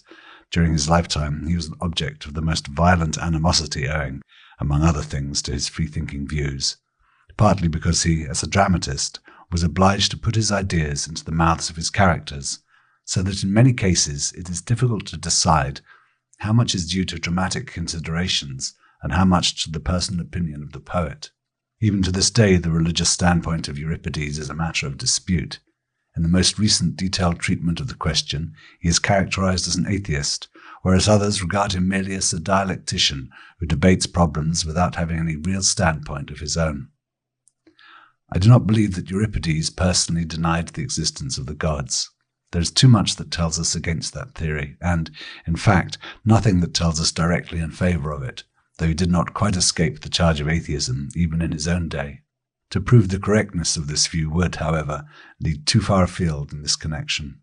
On the other hand, a short characterization of Euripides' manner of reasoning about religious problems is unavoidable as a background for the treatment of those very rare passages where he has put actually atheistic reflections into the mouths of his characters. As a Greek dramatist, Euripides had to derive his subjects from the heroic legends, which at the same time were legends of the gods insofar as they were interwoven with tales of the gods' direct intervention in affairs. It is precisely against this intervention that the criticism of Euripides is primarily directed. Again and again he makes his characters protest against the manner in which they are treated by the gods, or in which the gods generally behave. It is characteristic of Euripides that his starting point in this connection is always the moral one, so far as he is a typical representative of that tendency which, in earlier times, was represented by Xenophanes and a little later by Pindar. In no other Greek poet has the method of using the higher conceptions of the gods against the lower found more complete expression than in Euripides. And in so far, too, he is still entirely on the ground of popular belief. But at the same time, it is characteristic of him that he is familiar with and highly influenced by Greek science. He knows the most eminent representatives of Ionian naturalism, with the exception of Democritus, and he is fond of displaying his knowledge. Nevertheless, it cannot be said that he uses it in a contentious spirit against popular belief. On the contrary, he is inclined in agreement with the old philosophers to identify the gods of popular belief with the elements. Towards sophistic, he takes a similar but less sympathetic attitude. Sophistic was not in vogue till he was a man of mature age. He made acquaintance with it, and he made use of it. There are reflections in his dramas which carry distinct evidence of sophistic influence. But in his treatment of religious problems, he is not a disciple of the Sophists. On this subject, as on others, he occasionally attacked them. It is against this background that we must set the reflections with an atheistic tone that we find in Euripides. They are, as already mentioned, rare. Indeed, strictly speaking, there is only one case in which a character openly denies the existence of the gods. The passage is a fragment of the drama Bellerophon. It is, despite its isolation, so typical of the manner of Euripides that it deserves to be quoted in full. And then to say that there are gods in the heavens, nay, there are none there, if you are not foolish enough to be seduced by the old talk. Think for yourselves about the matter, and do not be influenced by my words. I contend that the tyrants kill the people wholesale, take their money and destroy cities in spite of their oaths. And although they do all this, they are happier than people who, in peace and quietness, lead God-fearing lives. And I know small states which honour the gods, but must obey greater states, which are less pious, because their spearmen are fewer in number. And I believe that you, if a slothful man just prayed to the gods and did not earn his bread by the work of his hands. Here the sense is interrupted, but there remains one more line. That which builds the castle of the gods is in part the unfortunate happenings. The continuation is missing. The argumentation here is characteristic of Euripides. From the injustice of life he infers the non-existence of the gods. The conclusion evidently only holds good on the assumption that the gods must be just, and this is precisely one of the postulates of popular belief. The reasoning is not sophistic. On the contrary, in their attacks, the sophists took up a position outside the foundation of popular belief and attacked the foundation itself. This reasoning, on the other hand, is closely allied to the earlier religious thinking of the Greeks. It only proceeds further than the latter, where it results in rank denial. The drama of Bellerophon is lost, and reconstruction is out of the question, if only for the reason it is unwarrantable to draw any conclusions from the detached fragment as to the poet's personal attitude towards the existence of the gods.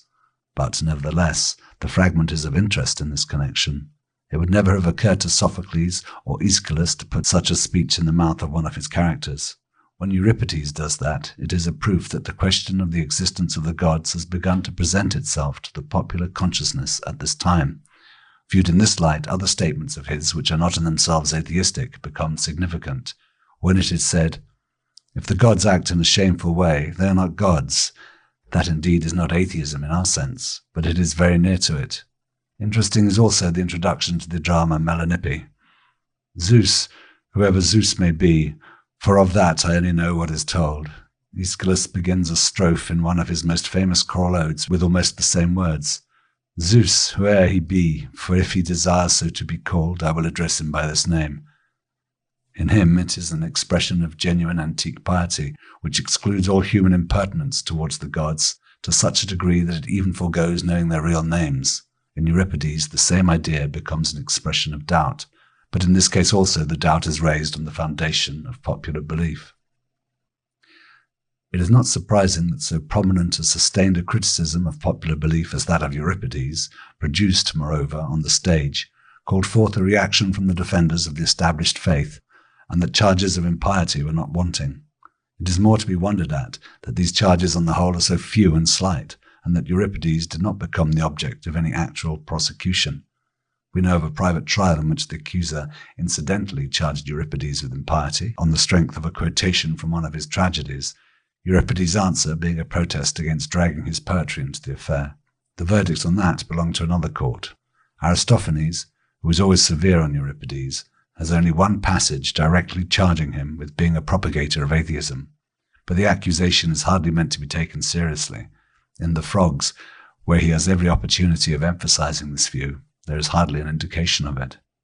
In the Clouds, where the main attack is directed against modern free thought, Euripides, to be sure, is sneered at as being the fashionable poet of the corrupted youth, but he is not drawn into the charge of impiety.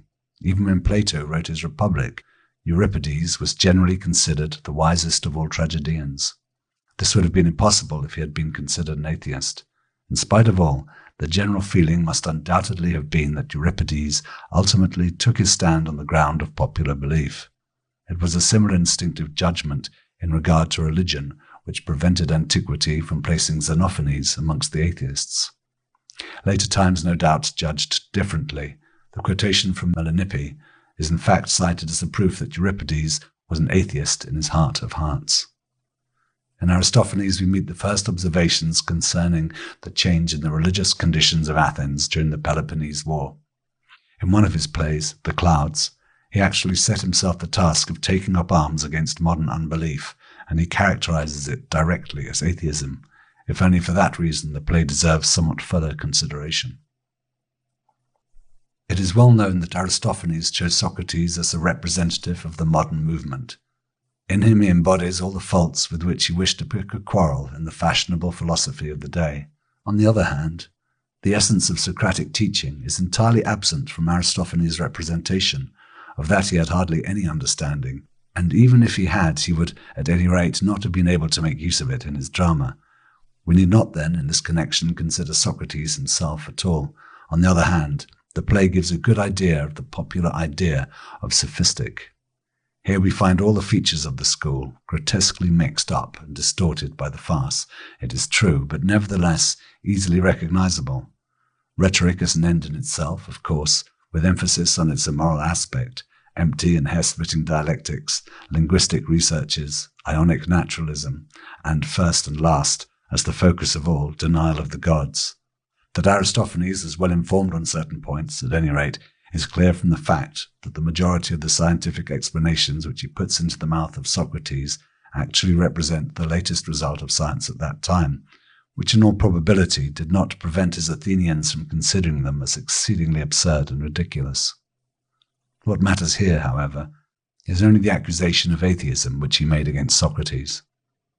It is a little difficult to handle, insofar as Aristophanes, for dramatic reasons, has equipped Socrates with a whole set of deities. There are the clouds themselves, which are of Aristophanes' own invention. There is also the air, which he has got from Diogenes of Apollonia, and finally a vortex, which is supposed to be derived from the same source, and which at any rate has cast Zeus down from his throne. All this we must ignore, as it is only conditioned partly by technical reasons. Aristophanes had to have a chorus and chose the clouds for the purpose, and partially by the desire to ridicule Ionic naturalism. But enough is left over. In the beginning of the play, Socrates expressly declares that no gods exist. Similar statements are repeated in several places. Zeus is sometimes substituted for the gods, but it comes to the same thing, and at the end of the play, where the honest Athenian, who has ventured on the ticklish ground of sophistic, admits his delusion, it is expressly said, "Oh, what a fool I am! Nay, I must have been mad indeed when I thought of throwing the gods away for Socrates' sake." Even in the verses with which the chorus conclude the play, it is insisted that the worst crime of the sophists is their insult to the gods. The inference to be drawn from all this is simply that the popular Athenian opinion, for we may rest assured that this and the view of Aristophanes are identical, was that the sophists were atheists. That says but little, for popular opinion always works with broad categories, and the probability is that in this case, as demonstrated above, it was in the wrong, for, as a rule, the sophists were hardly conscious deniers of the gods, but at the same time, at the back of the onslaught of Aristophanes, there lies the idea that the teaching of the sophists led to denial of the gods, that atheism was the natural outcome of their doctrine and way of reasoning, and that there was some truth therein is proved by other evidence which can hardly be rejected. In the indictment of Socrates, it is said that he offended by not believing in the gods in which the state believed. In the two apologies for Socrates, which have come down to us under Xenophon's name, the author treats this accusation entirely under the aspect of atheism, and tries to refute it by positive proofs of the piety of Socrates, but not one word is said about there being, in and for itself, anything remarkable or improbable in the charge. In Plato's apology, Plato makes Socrates ask the accuser point blank whether he is of the opinion that he, Socrates, does not believe in the gods at all and accordingly is a downright denier of the gods, or whether he merely means to say that he believes in other gods than those of the state. He makes the accuser answer that the assertion is that Socrates does not believe in any gods at all. In Plato, Socrates refutes the accusation indirectly, using a line of argument entirely differing from that of Xenophon. But in Plato, too, the accusation is treated as being in no way extraordinary. In my opinion, Plato's apology cannot be used as historical evidence for details unless special reasons can be given, proving their historical value beyond the fact that they occur in the apology. But in this connection, the question is not what was said or not said at Socrates' trial. The decisive point is that we possess two quite independent and unambiguous depositions by two fully competent witnesses of the beginning of the 4th century, which both treat of the charge of atheism as something which is neither strange nor surprising at their time. It is therefore permissible to conclude that in Athens at this time there really existed circles, or at any rate not a few individuals, who had given up the belief in the popular gods. A dialogue between Socrates and a young man by name Aristodemus, given in Xenophon's Memorabilia, makes the same impression. Of Aristodemus it is said that he does not sacrifice to the gods, does not consult the oracle, and ridicules those who do so. When he is called to account for this behavior, he maintains that he does not despise the divine, but is of the opinion that it is too exalted to need his worship. Moreover, he contends that the gods do not trouble themselves about mankind. This is, of course, not atheism in our sense, but Aristodemus's attitude is, nevertheless, extremely eccentric in a community like that of Athens in the 5th century, and yet it is not mentioned as anything isolated and extraordinary, but as if it were something which, to be sure, was out of the common, but not unheard of. It is further to be observed that at the end of the 5th century we often hear of active sacrilegious outrages. An example is the historic trial of Alcibiades for profanation of the mysteries. But this was not an isolated occurrence. There were more of the same kind at the time. Of the dithyrambic poet Synesius, it is said that he profaned holy things in an obscene manner. But the greatest stress of all must be laid on the well-known mutilation of the Hermae at Athens in 415, just before the expedition to Sicily. All the tales about the outrage of the mysteries may have been fictitious, but it is a fact the Hermae were mutilated. The motive was probably political. The members of a secret society intended to pledge themselves to each other by all committing a capital crime. But that they chose just this form of crime shows quite clearly that respect for the state religion had greatly declined in these circles. What has so far been adduced as proof that the belief in the gods had begun to waver in Athens at the end of the 5th century is, in my opinion, conclusive in itself to anybody who is familiar with the more ancient Greek modes of thought and expression on this point, and can not only hear what is said, but also understand how it is said and what is passed over in silence. Of course, it can always be objected that the proofs are partly the assertions of a comic poet who certainly was not particular about accusations of impiety, partly deductions ex silentio, partly actions the motive for which are uncertain. Fortunately, however, we have, from a slightly later period, it is true, a positive utterance which confirms our conclusion, and which comes from a man who was not in the habit of talking idly and who had the best opportunities of knowing the circumstances.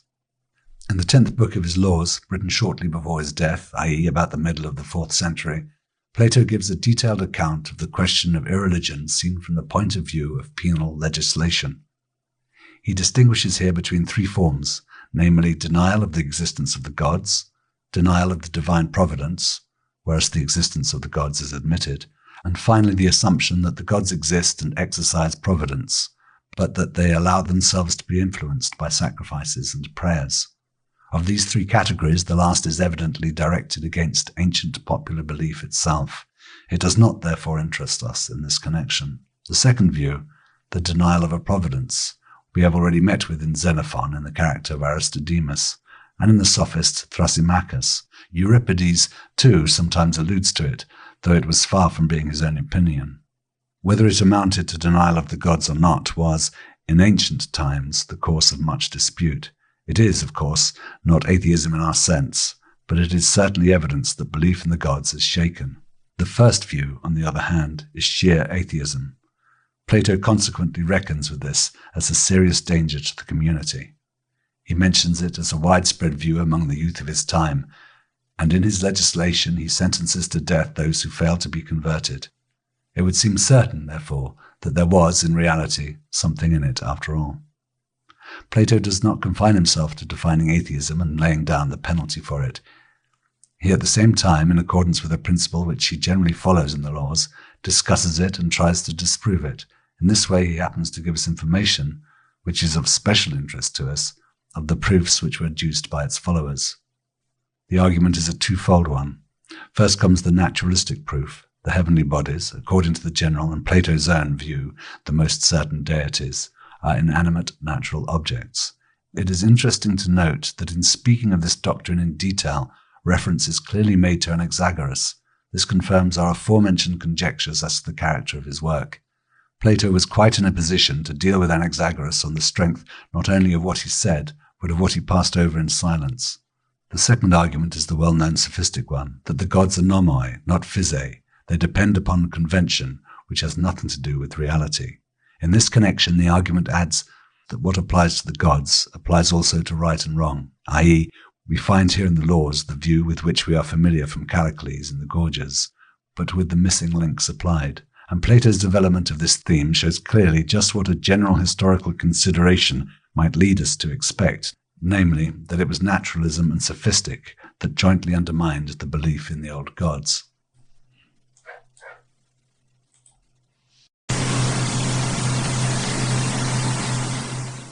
Chapter 5. With Socrates and his successors, the whole question of the relation of Greek thought to popular belief enters upon a new phase. The Socratic philosophy is in many ways a continuation of sophistic. This is involved already in the fact that the same questions form the central interest in the two schools of thought, so that the problems stated by the sophists became the decisive factor in the content of Socratic and Platonic thought.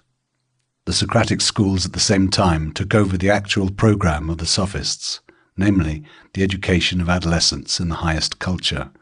But, on the other hand, the Socratic philosophy was in the opposite camp to sophistic.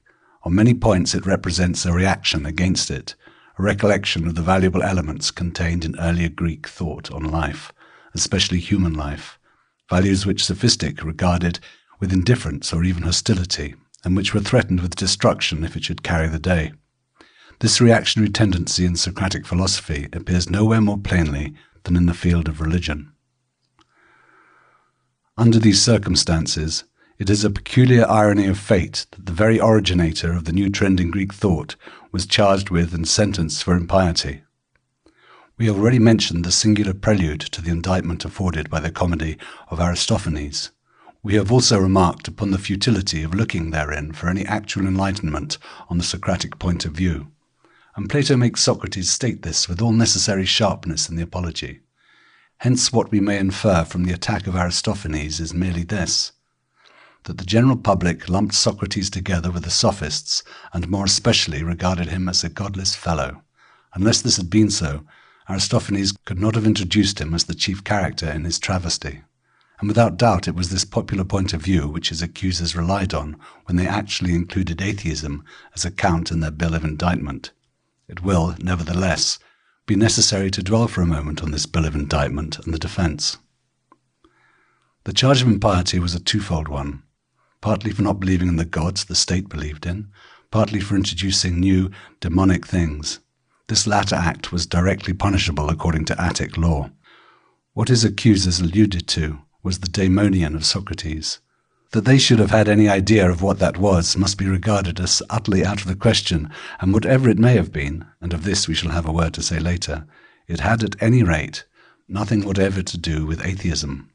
As to the charge of not believing in the gods of the state, Plato makes the accuser prefer it in the form that Socrates did not believe in any gods at all, after which it becomes an easy matter for Socrates to show that it is indirectly incompatible with the charge of introducing new deities.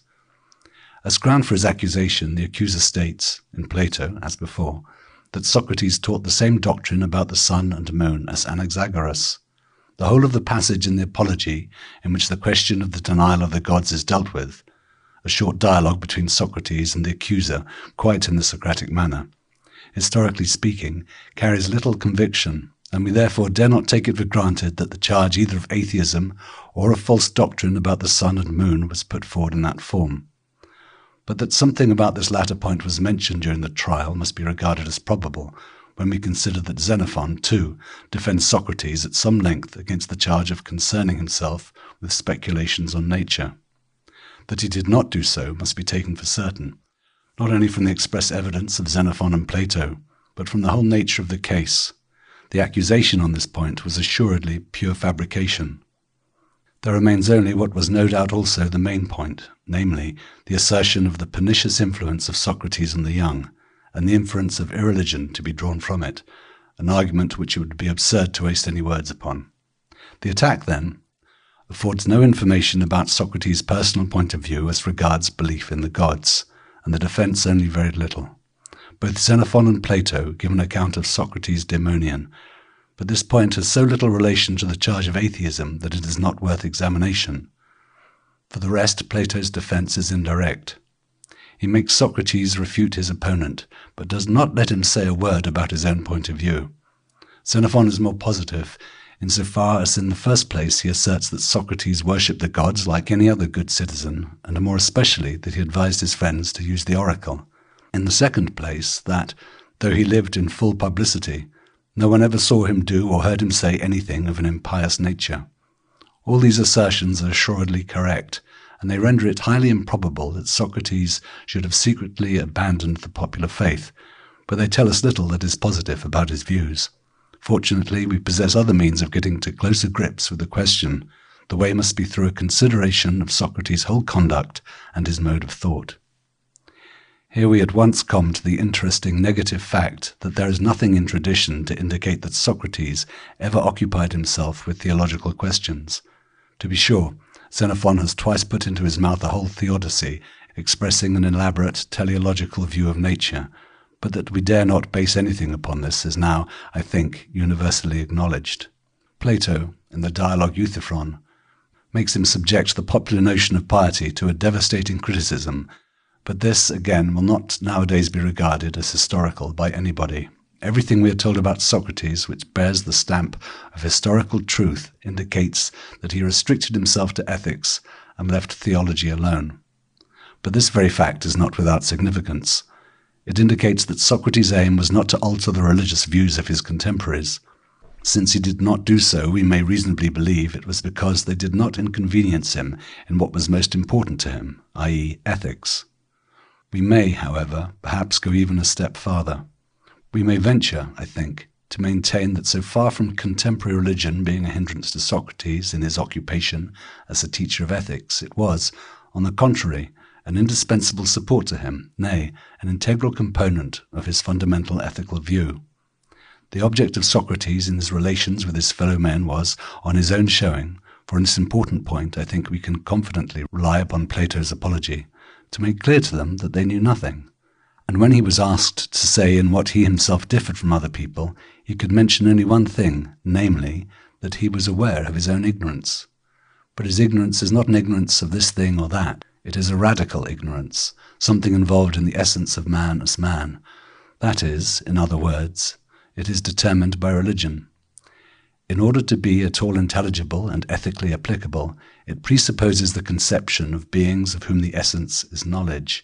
For Socrates and his contemporaries, the popular belief supplied such beings in the gods. The institution of the oracle itself is an expression of the recognition of the superiority of the gods to man in knowledge. But the dogma had long been stated, even in its absolute form, when Homer said, "The gods know everything." To Socrates, who always took his starting point quite popularly from notions that were universally accepted, this basis was simply indispensable. And so far from inconveniencing Socrates, the multiplicity and anthropomorphism of the gods seemed an advantage to him. The more they were like man in all but the essential qualification, the better. The Socratic ignorance has an ethical bearing. Its complement is his assertion that virtue is knowledge. Here again the gods the necessary presupposition and determination. That the gods were good, or, as it was preferred to express it, just, the Greek word comprises more than the English word, was not less a popular dogma than the notion that they possessed knowledge. Now all Socrates' efforts were directed towards goodness as an end in view, towards the ethical development of mankind. Here again popular belief was his best ally. To the people to whom he talked, virtue, the Greek word is at once both wider and narrower in sense than the English term, was no mere abstract notion. It was a living reality to them, embodied in beings that were like themselves, human beings, but perfect human beings. If we correlate this with the negative circumstances that Socrates was no theologian, but a teacher of ethics, we can easily understand a point of view which accepted popular belief as it was and employed it for working purposes in the service of moral teaching.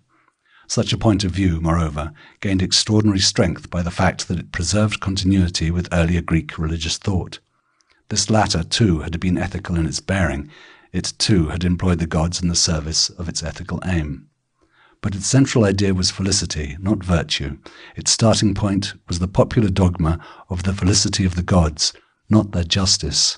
In this way, it had come to lay stress on a virtue which might be termed modesty, but in a religious sense, i.e., man must recognize his difference from the gods as a limited being, subject to the vicissitudes of an existence above which the gods are raised.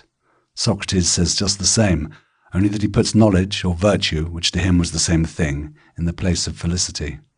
From a religious point of view, the result is exactly the same, namely, the doctrine of the gods as the terminus and ideal, and the insistence on the gulf separating man from them. We are tempted to say that, had Socrates turned with hostile intent against a religion which thus played into his hands, the more fool he. But this is putting the problem the wrong way up. Socrates never stood critically outside popular belief and traditional religious thought, speculating as to whether he should use it or reject it. No, his thought grew out of it as from the bosom of the earth. Hence its mighty religious power, its inevitable victory over a school of thought which had severed all connection with tradition. That such a point of view should be so badly misunderstood as it was in Athens seems incomprehensible. The explanation is no doubt that the whole story of Socrates' denial of the gods was only included by his accusers for the sake of completeness, and did not play any great part in the final issue. This seems confirmed by the fact that they found it convenient to support their charge of atheism by one of introducing foreign gods, this being punishable by Attic law. They thus obtained some slight hold for their accusation, but both charges must be presumed to have been so signally refuted during the trial that it is hardly possible that any great number of the judges were influenced by them. It was quite different and far weightier matters which brought about the conviction of Socrates, questions on which there was really a deep and vital difference of opinion between him and his contemporaries. That Socrates' attitude towards popular belief was at any rate fully understood elsewhere is testified by the answer of the Delphic oracle that declared Socrates to be the wisest of all men. However remarkable such a pronouncement from such a place may appear, it seems impossible to reject the accounts of it as unhistorical. On the other hand, it does not seem impossible to explain how the oracle came to declare itself as reported. Earlier Greek thought, which insisted upon the gulf separating gods and men, was from olden times intimately connected with the Delphic oracle. It hardly sprang from there. More probably it arose spontaneously in various parts of Hellas. But it would naturally feel attracted toward the oracle, which was one of the religious centers of Hellas, and it was recognized as legitimate by the oracle. Above all, the honor shown by the oracle to Pindar, one of the chief representatives of the earlier thought, testifies to this. Hence there is nothing incredible in the assumption that Socrates attracted notice at Delphi as a defender of the old-fashioned religious views approved by the oracle, precisely in virtue of his opposition to the ideas then in vogue. If we accept this explanation, we are, however, excluded from taking literally Plato's account of the answer of the Delphic oracle and Socrates' attitude towards it. Plato presents the case as if the oracle were the starting point of Socrates' philosophy and of the peculiar mode of life which was indissolubly bound up with it. This presentation cannot be correct if we are to regard the oracle as historical and understand it as we have understood it. The oracle presupposes the Socrates we know, a man with a religious message and a mode of life which was bound to attract notice to him as an exception from the general rule. It cannot, therefore, have been the cause of Socrates' finding himself. On the other hand, it is difficult to imagine a man choosing a mode of life like that of Socrates without a definite inducement, without some fact or other that would lead him to conceive himself as an exception to the rule. If we look for such a fact in the life of Socrates, we shall look in vain as regards externals. Apart from his activities as a religious and ethical personality, his life was that of any other Attic citizen. But in his spiritual life there was certainly one point, but only one, on which he deviated from the normal, namely, his daemonion. If we examine the accounts of this more closely, the only thing we can make of them is, or so at least it seems to me, that we are here in the presence of a form, peculiar, no doubt, and highly developed, of the phenomena which are nowadays classed under the concept of clairvoyance. Now Plato makes Socrates himself say that the power of avoiding or but harm him, in great things and little, by virtue of a direct perception, of voice, which is what constituted his daemonion, was given him from childhood. That it was regarded as something singular both by himself and others is evident, and likewise that he himself regarded it as something supernatural. The designation daemonion itself seems to be his own. I think that we must seek for the origin of Socrates' peculiar mode of life in this direction. Strange as it may be that a purely mystic element should have given the impulse to the most rationalistic philosophy the world has ever produced. It is impossible to enter more deeply into this problem here, but if my conjecture is correct, we have an additional explanation of the fact that Socrates was disposed to anything rather than attack on the established religion. A view of popular religion, such as I have here sketched, bore in itself the germ of a further development which must lead in other directions. A personality like Socrates must perhaps manage throughout a lifetime to keep that balance on a razor's edge which is involved in utilizing to the utmost in the service of ethics the popular dogmas of the perfection of the gods, while disregarding all irrelevant tales, all myths and all notions of too human a tenor about them. This demanded concentration on the one thing needful, in conjunction with deep piety of the most genuine antique kind, with most profound religious modesty, a combination which was assuredly given to but one man to attain. Socrates' successors had it not. Starting precisely from a Socratic foundation, they entered upon theological speculation which carried them away from the Socratic point of view. For the Cynics, who set up virtue as the only good, the popular notions of the gods would seem to have been just as convenient as for Socrates, and we know that Antisthenes, the founder of the school, made ample use of them in his ethical teaching. He represented Heracles as the cynical ideal and occupied himself largely with allegorical interpretation of the myths. On the other hand, there is a tradition that he maintained that, according to nature, there was only one god, but, according to the law, several, a purely sophistic view. He inveighed against the worship of images, too, and maintained that God did not resemble anything. And we know that his school rejected all worship of the gods because the gods were in need of nothing. This conception, too, is presumably traceable to Antisthenes. In all this, the theological interest is evident. As soon as this interest sets in, the harmonious relation to the popular faith is upset, the discord between its higher and lower ideas become manifest, and criticism begins to assert itself. In the case of Antisthenes, if we may believe tradition, it seems to have led to monotheism, in itself a most remarkable phenomenon in the history of Greek religion, but the material is too slight for us to make anything of it. The later Cynics afford interesting features in the illustration of atheism in Antiquity, but this is best left to a later chapter. About the relations of the Megarians to the popular faith we know next to nothing. One of them, Stilpo, was charged with impiety on account of a bad joke about Athene, and convicted, although he tried to save himself by another bad joke. As his point of view was that of a downright skeptic, he was no doubt an atheist according to the notions of antiquity. In our day he would be called an agnostic, but the information that we have about his religious standpoint is too slight to repay dwelling on him. As to the relation of the Cyrenaic school to the popular faith, the general proposition has been handed down to us that the wise man could not be deisodemon, i.e. superstitious or God-fearing. The Greek word can have both senses. This does not speak for piety at any rate, but then the relationship of the Cyrenaics to the gods of popular belief was different from that of the other followers of Socrates. In these circumstances we cannot wonder at finding a member of the school in the list of Atheoi. This is Theodorus of Cyrene, who lived about the year 300. He really seems to have been a downright denier of the gods. He wrote a work on the gods containing a searching criticism of theology, which is said to have exposed him to unpleasantness during a stay at Athens. But the then ruler of the city, Demetrius of Phalerum, protected him. There is nothing strange in a manifestation of downright atheism at this time and from this quarter. More remarkable is that interest in theology which we must assume Theodorus to have had, since he wrote at length upon the subject. Unfortunately, it is not evident from the account whether his criticism was directed mostly against popular religion or against the theology of the philosophers. As it was asserted in Antiquity that Epicurus used his book largely, the latter is more probable. Whereas in the case of the imperfect Socratics, as well as of all the earlier philosophers, we must content ourselves with more or less casual notes, and at the best with fragments, and for Socrates with second-hand information, when we come to Plato we found ourselves for the first time in the presence of full and authentic information. Plato belongs to those few among the ancient authors of whom everything that their contemporaries possessed has been preserved to our own day. There would, however, be no cause to speak about Plato in an investigation of atheism antiquity had not so eminent a scholar as Zelor roundly asserted that Plato did not believe in the Greek gods, with the exception of the heavenly bodies, in the case of which the facts are obvious. On the other hand, it is impossible here to enter upon a close discussion of so large a question. I must content myself with giving my views in their main lines, with a brief statement of my reasons for holding them. In the mythical portions of his dialogues, Plato uses the gods as a given poetic motive and treats them with poetic license. Otherwise they play a very inferior part in the great portion of his works.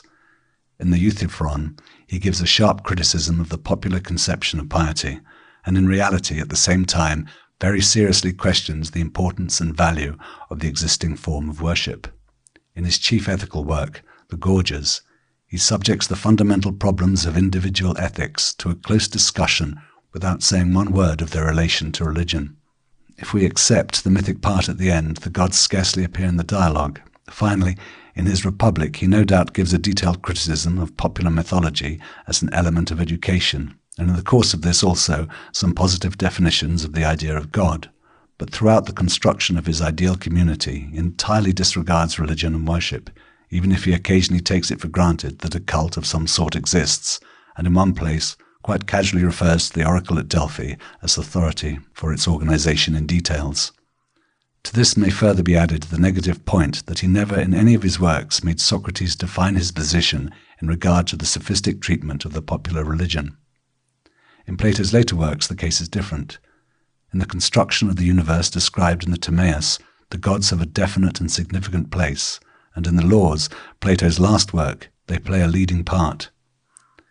Here he not only gives elaborate rules for the organization of the worship which permeate the whole life of the community, but even in the argument of the dialogue, the gods are everywhere in evidence in a way which strongly suggests bigotry. Finally, Plato gives the above-mentioned definitions of impiety and fixes the severest punishment for it, for downright denial of the gods, when all attempts at conversion have failed, the penalty of death. On this evidence, we are tempted to take the view that Plato in his earlier years took up a critical attitude in regard to the gods of popular belief, perhaps even denied them altogether, that he gradually grew more conservative and ended by being a confirmed bigot. And we might look for a corroboration of this in a peculiar observation in the Laws. Plato opens his admonition to the young against atheism by reminding them that they are young, and that false opinion concerning the gods is a common disease among the young, but that utter denial of their existence is not wont to endure to old age. In this we might see an expression of personal religious experience. Nevertheless, I do not think such a construction of Plato's religious development feasible. A decisive objection is his exposition of the Socratic point of view in so early a work as the Apology. I, at any rate, regard it as psychologically impossible that a downright atheist, be he ever so great a poet, should be able to draw such a picture of a deeply religious personality, and draw it with so much sympathy and such convincing force. Add to this other facts of secondary moment. Even the close criticism to which Plato subjects the popular notions of the gods in his Republic does not indicate denial of the gods as such. Moreover, it is built on a positive foundation, on the idea of the goodness of the gods and their truth, which for Plato manifests itself in immutability. Finally, Plato at all times vigorously advocated the belief in providence. In the Laws he stamps unbelief in divine providence as impiety. In the Republic he insists in a prominent passage that the gods love the just man and order everything for him in the best way. And he puts the same thought into Socrates' mouth in the Apology, though it is hardly Socratic in the strict sense of the word, i.e., as a main point in Socrates' conception of existence. All this should warn us not to exaggerate the significance of the difference which may be pointed out between the religious standpoints of the younger and the older Plato. But the difference itself cannot, I think, be denied. There can hardly be any doubt that Plato was much more critical of popular belief in his youth and prime than towards the close of his life. Even in Plato's later works there is, in spite of their conservative attitude, a very peculiar reservation in regard to the anthropomorphic gods of popular belief. It shows itself in the Laws in the fact that where he sets out to prove the existence of the gods, he contents himself with proving the divinity of the heavenly bodies and quite disregards the other gods. It appears still more plainly in the Timaeus, where he gives a philosophical explanation of how the divine heavenly bodies came into existence, but says expressly of the other gods that such an explanation is impossible, and that we must abide by what the old theologians said on this subject. They, being partly the children of gods, would know best where their parents came from. It is observations of this kind that induced Zeller to believe that Plato altogether denied the gods of popular belief. He also contends that the gods have no place in Plato's system. This latter contention is perfectly correct. Plato never identified the gods with the ideas, although he comes very near to it in the Republic, where he attributes to them immutability, the quality which determines the essence of the ideas, and in the Timaeus he distinguishes sharply between them. No doubt his doctrine of ideas led up to a kind of divinity, the idea of the good, as the crown of the system, but the direct inference from this conception would be pure monotheism, and so excluded polytheism. This inference Plato did not draw, though his treatment of the gods in the Laws and Timaeus certainly shows that he was quite clear that the gods of the popular faith were an irrational element in his conception of the universe. The two passages do not entitle us to go further and conclude that he utterly rejected them, and in the Timaeus, where Plato makes both classes of gods, both the heavenly bodies and the others, take part in the creation of man, this is plainly precluded. The playful turn with which he evades inquiry into the origin of the gods thus receives its proper limitation. It is entirely confined to their origin. Such, according to my view, is the state of the case. It is of fundamental importance to emphasize the fact that we cannot conclude, because the gods of popular belief do not fit into the system of philosopher, that he denies their existence. In what follows we shall have occasion to point out a case in which, as all are now agreed, a philosophical school has adopted and stubbornly held to the belief in the existence of gods, though this assumption was directly opposed to a fundamental proposition in its system of doctrine. The case of Plato is particularly interesting because he himself was aware and has pointed out that here was a point on which the consistent scientific application of his conception of the universe must fail. It is the outcome, one of many, of what is perhaps his finest quality as a philosopher, namely his intellectual honesty. An indirect testimony to the correctness of the view here stated will be found in the way in which Plato's faithful disciple Xenocrates developed his theology, for it shows that Xenocrates presupposed the existence of the gods of popular belief as given by Plato. Xenocrates made it his general task to systemize Plato's philosophy, which had never been set forth publicly by himself as a whole, and to secure it against attack. In the course of this work he was bound to discover that the conception of the gods of popular belief was a particularly weak point in Plato's system, and he attempted to mend matters by a peculiar theory which became of the greatest importance for later times. Xenocrates set up as gods, in the first place, the heavenly bodies. Next he gave his highest principles, pure abstracts such as oneness and two-ness, and the elements of his universe, air, water, and earth, the names of some of the highest divinities in popular belief, Zeus, Hades, Poseidon, Demeter. These gods, however, did not enter into direct communication with men, but only through some intermediate agent. The intermediate agents were the demons, a class of beings who were higher than man, yet not perfect like the gods. They were, it seems, immortal. They were invisible and far more powerful than human beings, but they were subject to human passions and were of highly differing grades of moral perfection. These are the beings that are the objects of the greater part of the existing cult, especially such usages as rest on the assumption that the gods can do harm and are directed towards averting it, or which are in other ways objectionable. These are the beings that are the objects of the greater part of the existing cult, especially such usages as rest on the assumption that the gods can do harm and are directed towards averting it, or which are in other ways objectionable, and with them are connected the myths which Plato subjected to so severe a criticism. Xenocrates found a basis for this system in Plato, who in the Symposium sets up the demons as a class of beings between gods and men, and makes them carriers of the prayers and wishes of men to the gods. But what was a passing thought with Plato, serving only a poetical purpose, was taken seriously and systemized by Xenocrates. It can hardly be said that Xenocrates has gained much recognition among modern writers on the history of philosophy for his theory of demons. And yet I cannot see that there was any other possible solution of the problem which ancient popular belief set ancient philosophy if, be it understood, we hold fast by two hypotheses. The first, that the popular belief and worship of the ancients was based throughout on a foundation of reality, and second, that moral perfection is an essential factor in the conception of God. The only inconsistency which we may perhaps bring home to Xenocrates is that he retained certain of the popular names of the gods as designations for gods in his sense, but this inconsistency was, as we shall see, subsequently removed. In favour of this estimate of Xenocrates' doctrine of demons may further be adduced that it actually was the last word of ancient philosophy on the matter. The doctrine was adopted by the Stoics, the Neo-Pythagoreans, and the Neoplatonists. Only the Epicureans went another way, but their doctrine died out before the close of Antiquity. And so the doctrine of demons became the ground on which Jewish Christian monotheism managed to come to terms with ancient paganism, to conquer it in theory, as it were. This implies, however, that the doctrine of demons, though it arose out of an honest attempt to save popular belief philosophically, in reality brings out its incompatibility with philosophy. The religion and worship of the ancients could dispense with neither the higher nor the lower conceptions of its gods. If the former were done away with, recognition, however full, of the existence of the gods was no good. In the long run, the inference could not be avoided that they were immoral powers and so ought not to be worshipped.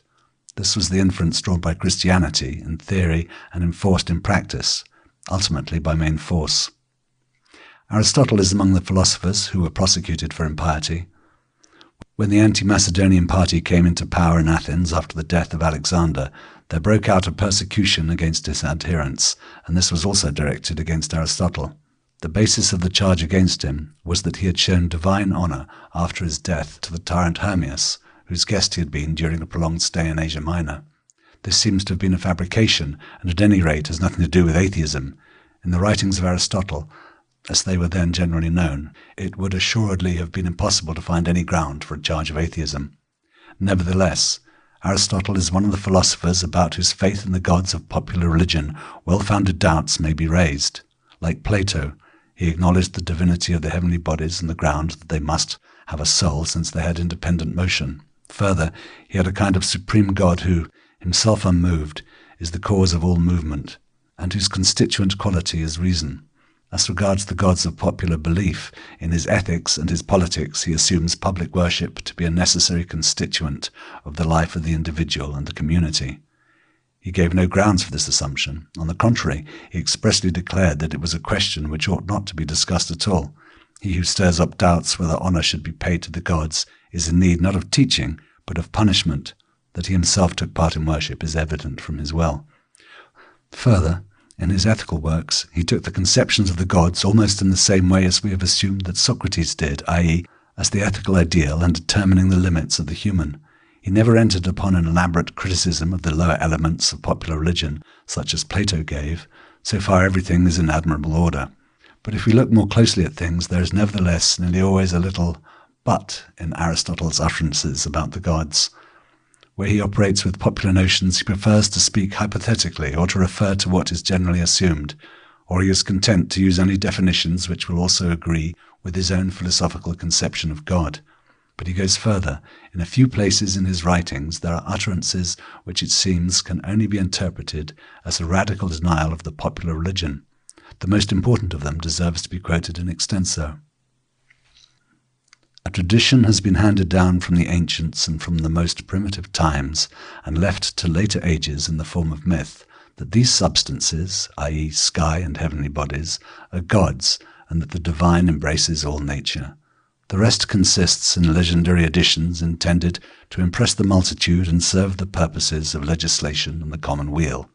For these gods are said to have human shape or resemble certain other beings, animals, and they say other things which follow from this and are of a similar kind to those already mentioned.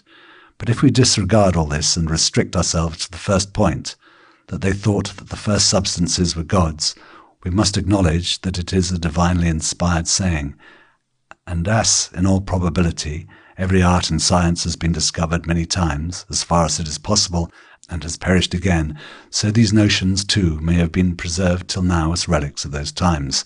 To this extent only can we have any idea of the opinion which was held by our fathers and has come down from the beginning of things. The last sentences, expressing Aristotle's idea of a life cycle and periods of civilization which repeat themselves, have only been included in the quotation for the sake of completeness. If we disregard them, the passage plainly enough states the view that the only element of truth in the traditional notions about the gods was the divinity of the sky and the heavenly bodies. The rest is myth. Aristotle has nowhere else expressed himself with such distinctness and in such length, but then the passage in question has a place of its own. It comes in his Metaphysics, directly after the exposition of his philosophical conception of God, a position marked by profound earnestness and, as it were, irradiated by a quiet inner fervour. We feel that we are here approaching the sanctum sanctorum of the thinker. In this connection, and only here, he wished for once to state his opinion about the religion of his time without reserve. What he says here is a precise formulation of the result arrived at by the best Greek thinkers as regards the religion of the Greek people. It was not, they thought, pure fabrication. It contained an element of truth of the greatest value, but most of it consisted of human inventions without any reality behind them. A point of view like that of Aristotle would, I suppose, hardly have been called atheism among the ancients, if only because the heavenly bodies were acknowledged as divine. But according to our definition, it is atheism. The sky gods of Aristotle have nothing in common with the gods of popular belief, not even their names, for Aristotle never named them, and the rest, the whole crowd of Greek anthropomorphic gods, exist only in the human imagination. Aristotle's successors offer little of interest to our inquiry. Theophrastus was charged with impiety, but the charge broke down completely. His theological standpoint was certainly the same as Aristotle's. Of Strato, the most independent of the Peripatetics, we know that in his view of nature he laid greater stress on the material causes than Aristotle did, and so arrived at a different conception of the supreme deity. Aristotle had severed the deity from nature and placed it outside the latter as an incorporeal being whose chief determining factor was reason. In Strato's view, the deity was identical with nature and, like the latter, was without consciousness. Consciousness was only found in organic nature. Consequently, we cannot suppose him to have believed in the divinity of the heavenly bodies in Aristotle's sense, though no direct statement on this subject has come down to us. About his attitude towards popular belief we hear nothing.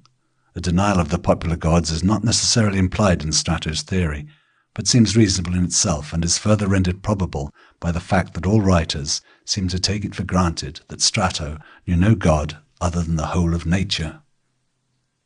We designated Socratic philosophy in its relation to popular belief as a reaction against the radical free thought of the sophistic movement. It may seem peculiar that with Aristotle it develops into a view which we can only describe as atheism. There is, however, an important difference between the standpoints of the sophists and of Aristotle. Radical as the latter is at bottom, it is not, however, openly opposed to popular belief. On the contrary, to anyone who did not examine it more closely, it must have had the appearance of accepting popular belief. The very assumption that the heavenly bodies were divine would contribute to that effect. This, as we have seen, was a point on which the popular view laid great stress. If we add to this that Aristotle never made the existence of the popular gods matter of debate, that he expressly acknowledged the established worship, and that he consistently made use of certain fundamental notions of popular belief in his philosophy, we can hardly avoid the conclusion that, notwithstanding his personal emancipation from the existing religion, he is a true representative of the Socratic reaction against sophistic. But we see, too, that there is a reservation in this reaction. In continuity with earlier Greek thought and religion, it proceeded from the absolute definitions of the divine offered by popular belief, but when criticizing anthropomorphism on this basis, it did not, after all, avoid falling out with popular belief. How far each philosopher went in his antagonism was a matter of discretion, as also was the means chosen to reconcile the philosophical with the popular view. The theology of the Socratic schools thus suffered from a certain half-heartedness. In the main it has the character of a compromise. It would not give up the popular notions of the gods, and yet they were continually getting in the way. This dualism governs the whole of the succeeding Greek philosophy.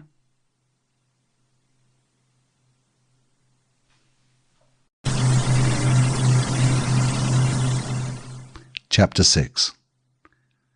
During the 3 or 4 centuries which passed between the downfall of free Hellas and the beginning of the Roman Empire, great social and political changes took place in the ancient world, involving also vital changes in religion.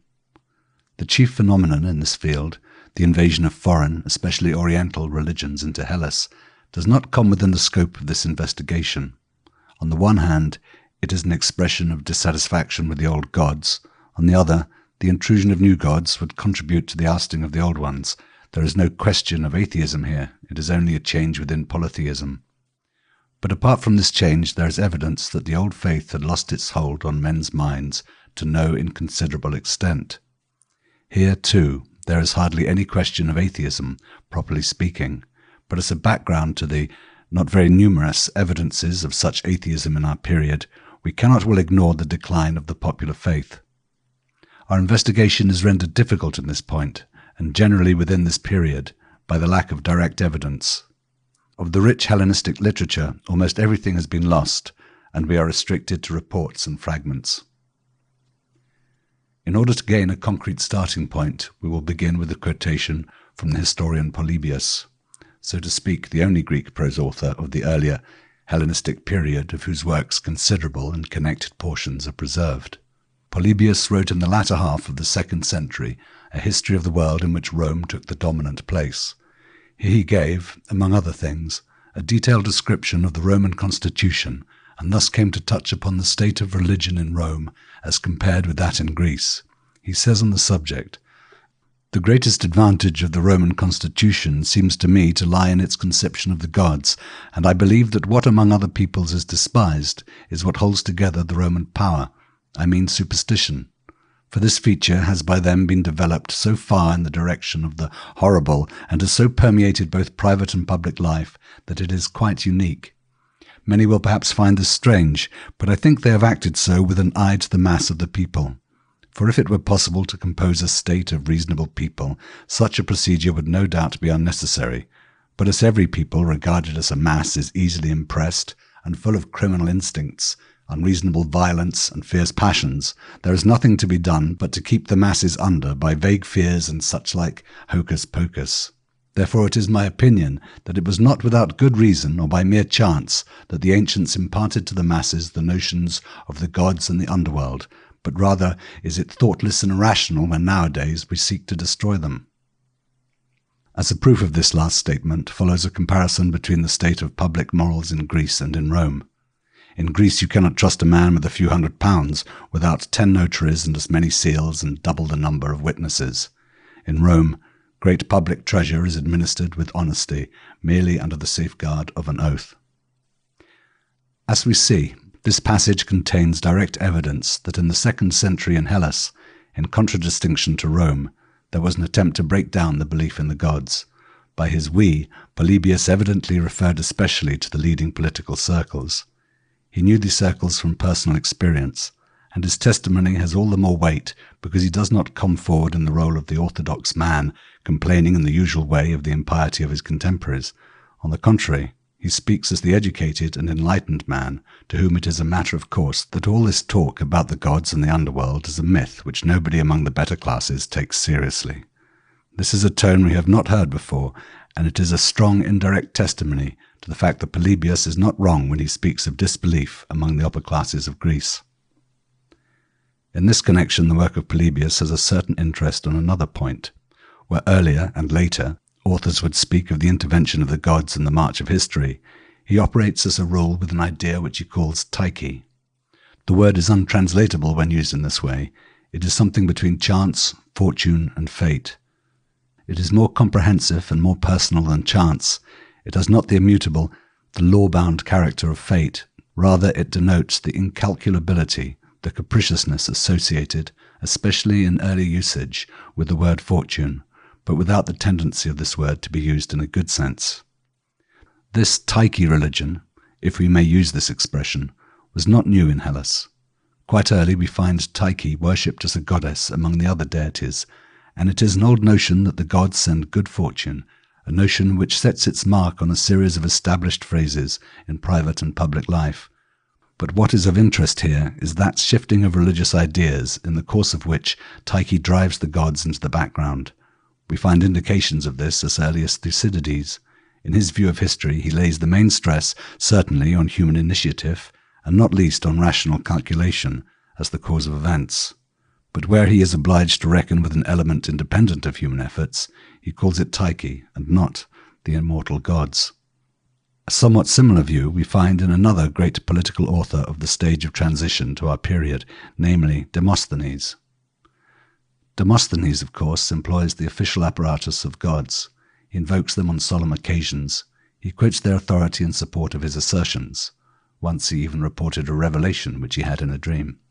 He calls his opponents enemies the gods, etc., but in his political considerations the gods play a negligible part.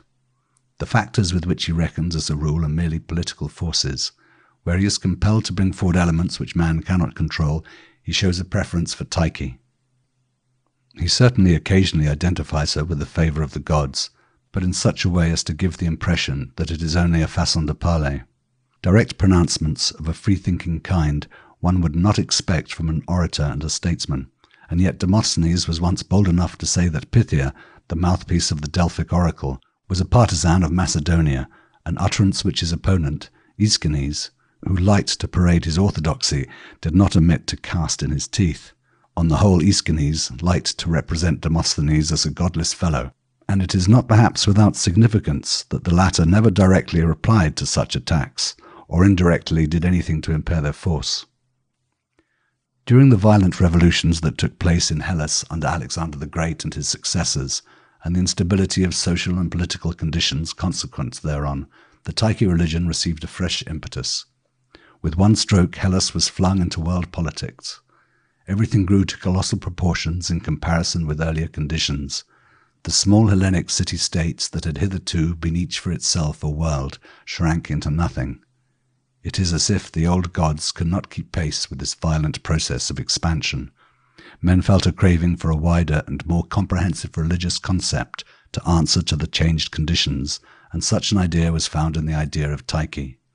Thoughtful men, such as Demetrius of Phalerum, wrote whole books about it. States built temples to Tyche. In private religion also it played a great part. No one reflected much on the relation of Tyche to the old gods. It must be remembered that Tyche is a real layman's notion, and that Hellenistic philosophy regarded it as its task precisely to render man independent of the whims of fate.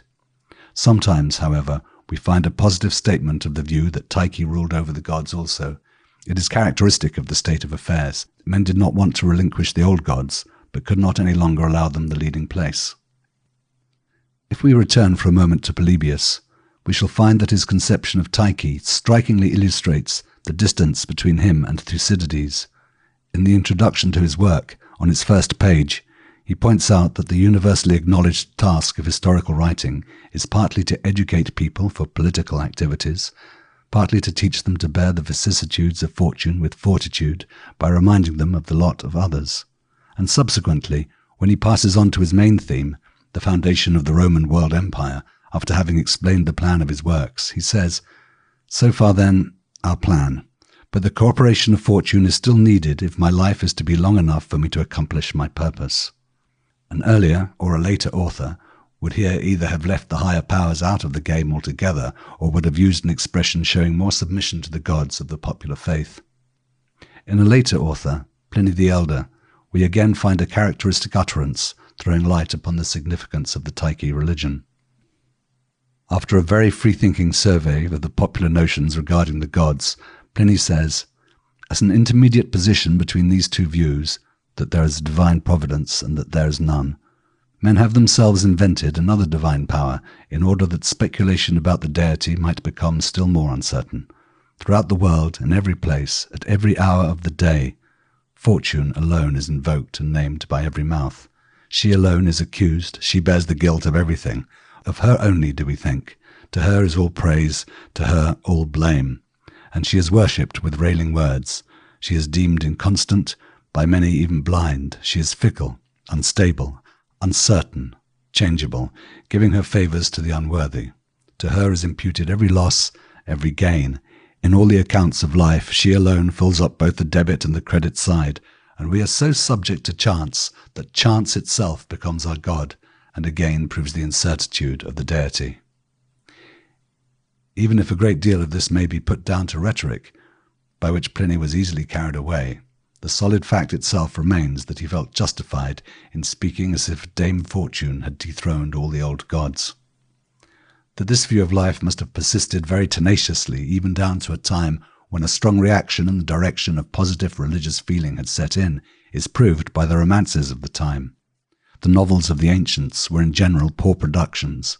Most of them are made after the recipe of a little misfortune in each chapter and great happiness in the last. The two lovers meet, fall in love, part, and suffer a series of troubles individually until they are finally united. The power that governs their fates and shapes everything according to this pattern is regularly Tyche, never the gods. The testimony of the novels is of special significance, because they were read by the general mass of the educated classes, not by the select who had philosophy to guide them.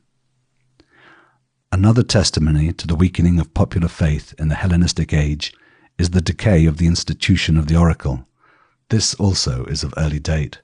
As early as the 5th and 4th century, we hear much less of the interference of the oracles in political matters than in earlier times. The most important of them all, the Delphic oracle, was dealt a terrible blow in the Holy War, 356 to 346 BC, when the Phocians seized it and used the treasures which had been accumulated in it during centuries to hire mercenaries and carry on war. Such proceedings would assuredly have been impossible a century earlier. No soldiers could have been hired with money acquired in such a way, or, if they could have been procured, all Hellas would have risen in arms against the robbers of the temple, whereas in the Holy War most of the states were indifferent, and several even sided with the Phocians. In the succeeding years, after Philip of Macedonia had put an end to the Phocian scandal, the oracle was in reality in his hands. It was during this period that Demosthenes stigmatized it as the mouthpiece of Philip. In the succeeding centuries, too, it was dependent on the various rulers of Hellas and undoubtedly lost all public authority. During this period we hear very little of the oracles of Hellas until the time before and after the birth of Christ provides us with definitive evidence of their complete decay. Thus Strabo, who wrote during the reign of Augustus, says that the ancients attached more importance to divination generally and oracles more particularly, whereas people in his days were quite indifferent to these things.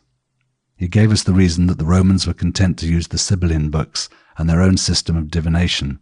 His remark is made apropos of the oracle in Libya, which was formerly in great repute, but was almost extinct in his time. He is undoubtedly correct as to the fact, but the decline of the oracular system cannot be explained by the indifference of the Romans. Plutarch, in a monograph on the discontinuance of the oracles, furnishes us with more detailed information. From this it appears that not only the oracle of Amnon, but also the numerous oracles of Boeotia had ceased to exist, with one exception, while even for the oracle at Delphi, which had formerly employed 3 priestesses, a single one amply sufficed. We also note the remark that the questions submitted to the oracle were mostly unworthy or of no importance. The want of consideration sometimes shown to sacred places and things during the wars of the Hellenistic period may no doubt also be regarded as the result of a weakening of interest in the old gods. We have detailed information on this point from the war between Philip of Macedonia and the Aetolians in 220 to 217 BC. The Aetolians began by destroying the temples at Dium and Dodona, whereupon Philip retaliated by totally wrecking the federal sanctuary of the Aetolians at Thermon. Of Philip's admiral, Diciacus, we are told by Polybius that wherever he landed he erected altars to godlessness and lawlessness and offered up sacrifice on them. Judging by the way he was hated, his practice must have answered to his theory. One more phenomenon must be mentioned in this context, though it falls outside the limits within which we have hitherto moved, and though its connection with free thought and religious enlightenment will no doubt, on closer examination, prove disputable. This is the decay of the established worship of the Roman state in the later years of the Republic. In the preceding pages there has been no occasion to include conditions in Rome in our investigation, simply because nothing has come down to us about atheism in the earlier days of Rome, and we may presume that it did not exist. Of any religious thought at Rome corresponding to that of the Greeks, we hear nothing, nor did the Romans produce any philosophy. Whatever knowledge of philosophy there was at Rome was simply borrowed from the Greeks. The Greek influence was not seriously felt until the 2nd century BC, even though as early as about the middle of the 3rd century the Romans, through the performance of plays translated from the Greek, made acquaintance with Greek dramatic poetry and the religious thought contained therein. Neither the latter nor the heresies of the philosophies seem to have made any deep impression upon them. Ennius, the most important poet of the 2nd century, was no doubt strongly influenced by Greek free-thinking, but this was evidently an isolated phenomenon. Also, by birth Ennius was not a native of Rome, but half a Greek. The testimony of Polybius from the close of the 2nd century to Roman religious conservatism is emphatic enough. Its causes are doubtless of a complex nature, but as one of them the peculiar character of the Roman religion itself stands out prominently. However much it resembled Greek religion in externals, a resemblance which was strengthened by numerous loans both of religious rites and of deities, it is decidedly distinct from it in being restricted still more to cultus and, above all, in being entirely devoid of mythology. The Roman gods were powers about the rites of whose worship the most accurate details were known or could be ascertained if need were, but they had little personality, and about their personal relations people knew little and cared less. This was, aesthetically, a great defect. The Roman gods afforded no good theme for poetry and art, and when they were to be used as such, they were invariably replaced by loans from the Greeks. But, as in the face of Greek free thought and Greek criticism of religion, they had the advantage that the vital point for attack was lacking. All the objectionable tales of the exploits of the gods and the associated ideas about their nature which had prompted the Greek attack on the popular faith simply did not exist in Roman religion. On the other hand, its rites were in many points more primitive than the Greek ones, but Greek philosophy had been very reserved in its criticism of ritual. We may thus no doubt take it for granted, though we have no direct evidence to that effect, that even Romans with a Greek education long regarded the Greek criticism of religion as something foreign which was none of their concern. That a time came when all this was changed, that towards the end of the Republic great skepticism concerning the established religion of Rome was found among the upper classes, is beyond doubt, and we shall subsequently find occasion to consider this more closely. In this connection another circumstance demands attention, one which, moreover, has by some been associated with Greek influence among the upper classes, namely, the decay of the established worship of the Roman state during the last years of the Republic. Of the actual facts there can be hardly any doubt, though we know very little about them. The decisive symptoms are that Augustus, after having taken over the government, had to repair some 80 dilapidated temples in Rome and reinstate a series of religious rites and priesthoods which had ceased to function. Among them was one of the most important, that of the priest of Jupiter, an office which had been vacant for more than 75 years, from 87 to 11 BC, because it excluded the holder from a political career. Further, that complaints were made of private persons encroaching on places that were reserved for religious worship, and that Varro, when writing his great work on the Roman religion, in many cases was unable to discover what god was the object of an existing cult, and generally, according to his own statement, he wrote his work, among other things, in order to save great portions of the old Roman religion from falling into utter oblivion on account of the indifference of the Romans themselves. It is obvious that such a state of affairs would have been impossible in a community where the traditional religion was a living power, not only formally acknowledged by everybody, but felt to be a necessary of life, the spiritual daily bread, as it were, of the nation. To hold, however, that the main cause of the decay of the established religion of Rome was the invasion of Greek culture, together with the fact that the members of the Roman aristocracy, from whom the priests were recruited and who superintended the cult, had become indifferent to the traditional religion through this influence, this, I think, is to go altogether astray. We may take it for granted that the governing classes in Rome would not have ventured to let the cult decay if there had been any serious interest in it among the masses of the population. And it is equally certain that Greek philosophy and religious criticism did not penetrate to these masses. When they became indifferent to the national religion, this was due to causes that had nothing to do with free thought. The old Roman religion was adapted for a small, narrow and homogeneous community whose main constituent and real core consisted of the farmers, large and small, and minor artisans. In the last centuries of the Republic, the social development had occasioned the complete decay of the Roman peasantry, and the free artisans had fared little better. In the place of the old Rome had risen the capital of an empire, inhabited by a population of 1 million and of extraordinarily mixed composition. Not only did this population comprise a number of immigrant foreigners, but, in consequence of the peculiar Roman rule that every slave on being set free attained citizenship, a large percentage of the citizens must of necessity have been of foreign origin. Only certain portions of the Roman religion, more especially the cult of the great central deities of the state religion, can have kept pace with these changed conditions.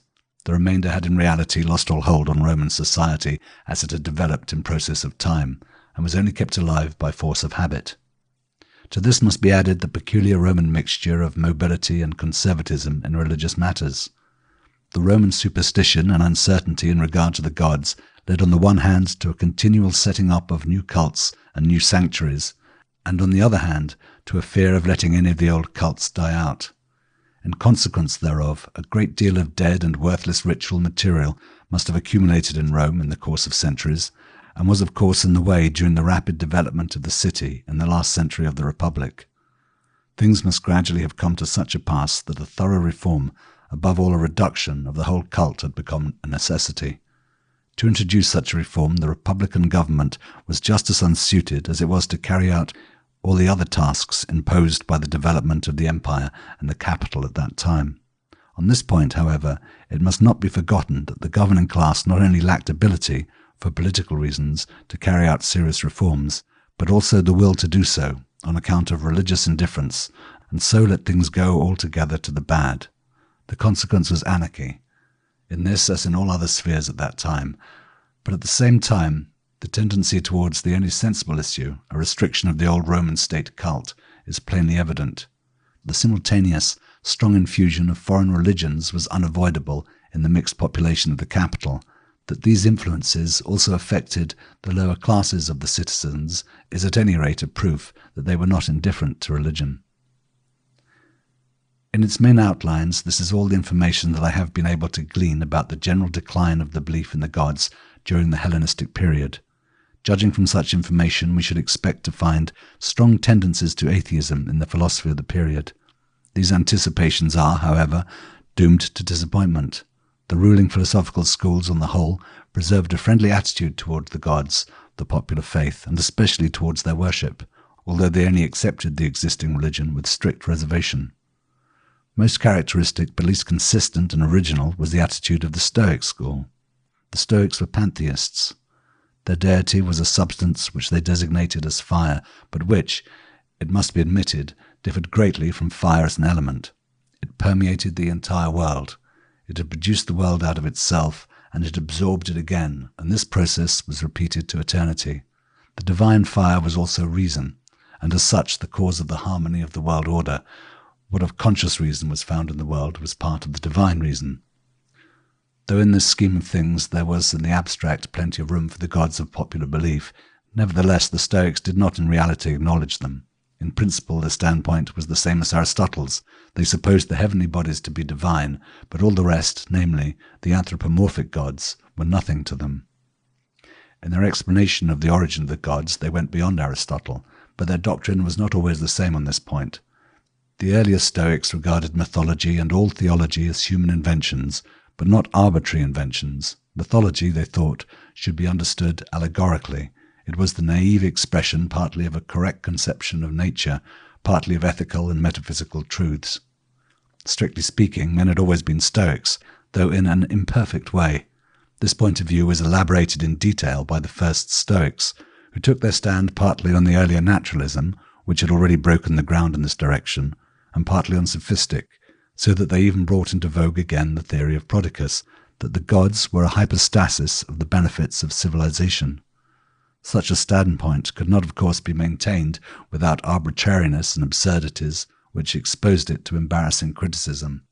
This seems to have been the reason why the later Stoics, and especially Posidonius, took another road.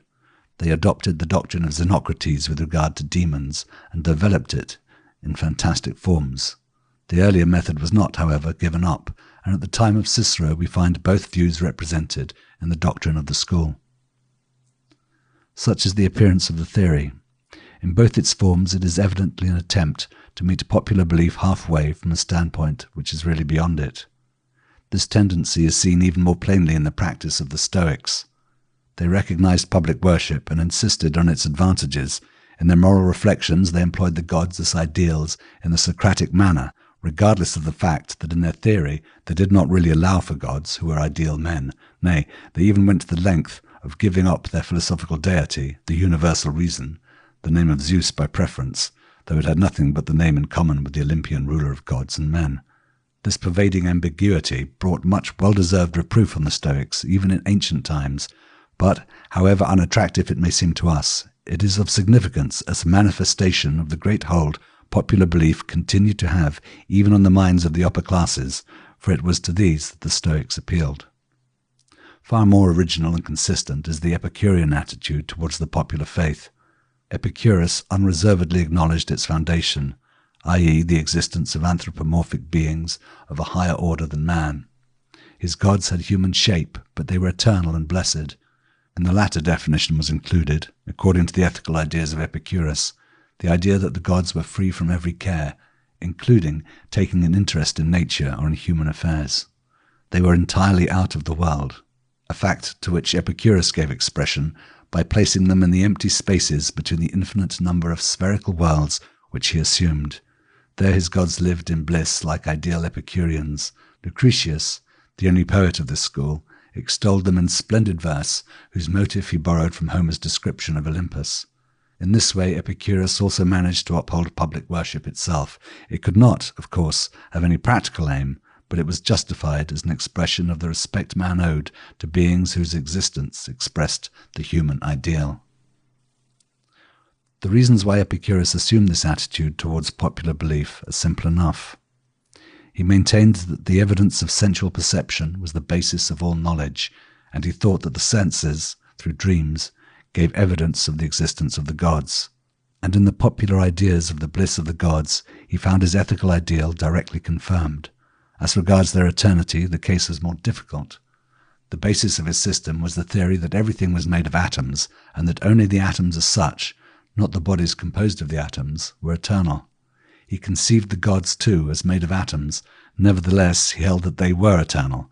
Any rational explanation of this postulate is not possible on Epicurus's hypotheses, and the criticism of his theology was therefore especially directed against this point. Epicurus was the Greek philosopher who most consistently took the course of emphasizing the popular dogma of the perfection of the gods in order to preserve the popular notions about them, and he was the philosopher to whom this would seem the most obvious course, because his ethical idea, quietism, agreed with the oldest popular ideal of divine existence. In this way, Epicureanism became the most orthodox of all Greek philosophical schools.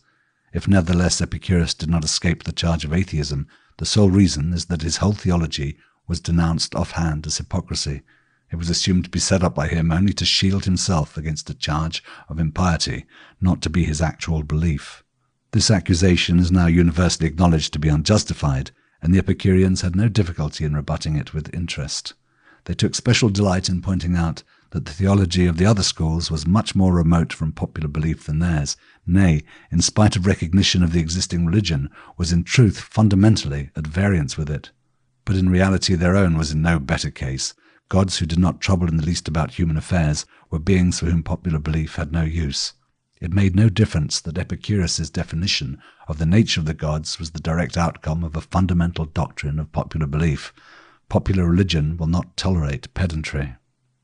In this connection, we cannot well pass over a third philosophical school which played no inconspicuous role in the latter half of our period, namely skepticism. The skeptic philosophy as such dates from Socrates, from whom the so-called Megarian school took its origin, but it did not reach its greatest importance until the 2nd century, when the academic school became skeptic. It was especially the famous philosopher Carneades, a brilliant master of logic and dialectic, who made a success by his searching negative criticism of the doctrines of the other philosophical schools, the dogmatics.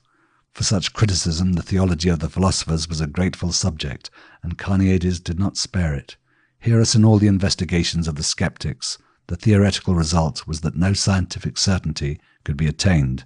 It was equally wrong to assert or to deny the existence of the gods. But in practice, the attitude of the skeptics was quite different. Just as they behaved like other people, acting upon their immediate impressions and experience, though they did not believe that anything could be scientifically proved, e.g., not even the reality of the world of the senses, so also did they acknowledge the existing cult and live generally like good heathens. Characteristic though skepticism be of a period of Greek spiritual life in which Greek thought lost its belief in itself, it was, however, very far from supporting atheism. On the contrary, according to the correct skeptic doctrine, atheism was a dogmatic contention which theoretically was as objectionable as its antithesis, and in practice was to be utterly discountenanced. A more radical standpoint than this as regards the gods of the popular faith is not found during the Hellenistic period, except among the less noted schools, and in the beginning of the period. We have already mentioned such thinkers as Strato, Theodorus, and Stilpo. Chronologically, they belonged to the Hellenistic age, but in virtue of their connection with the Socratic philosophy, they were dealt with in the last chapter. A definite polemical attitude towards the popular faith is also a characteristic of the Cynic school. Hence, though our information is very meagre, we must speak of it a little more fully. The Cynics continued the tendency of Antisthenes, but the school comparatively soon lost its importance. After the 3rd century we hear no more about the Cynics until they crop up again about the year AD 100, but in the 4th and 3rd centuries the school had important representatives. The most famous is Diogenes. His life, to be sure, is entangled in such a web of legend that it is difficult to arrive at a true picture of his personality.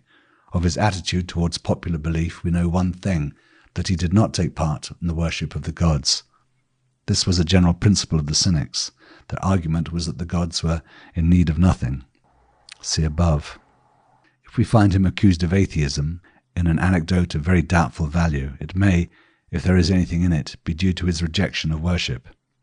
Of one of his successors, however, Bion of Borysthenes, we have authentic information that he denied the existence of the gods, with the edifying legend attached that he was converted before his death.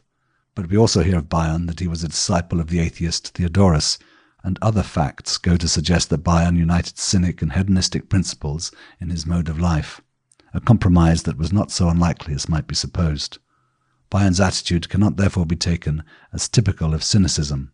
Another Cynic of about the same period, the beginning of the 3rd century, was Menippus of Gadara in northern Palestine. He wrote tales and dialogues in a mixture of prose and verse.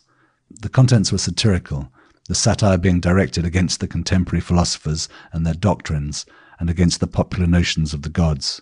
Menippus availed himself partly of the old criticism of mythology and partly of the philosophical attacks on the popular conception of the gods.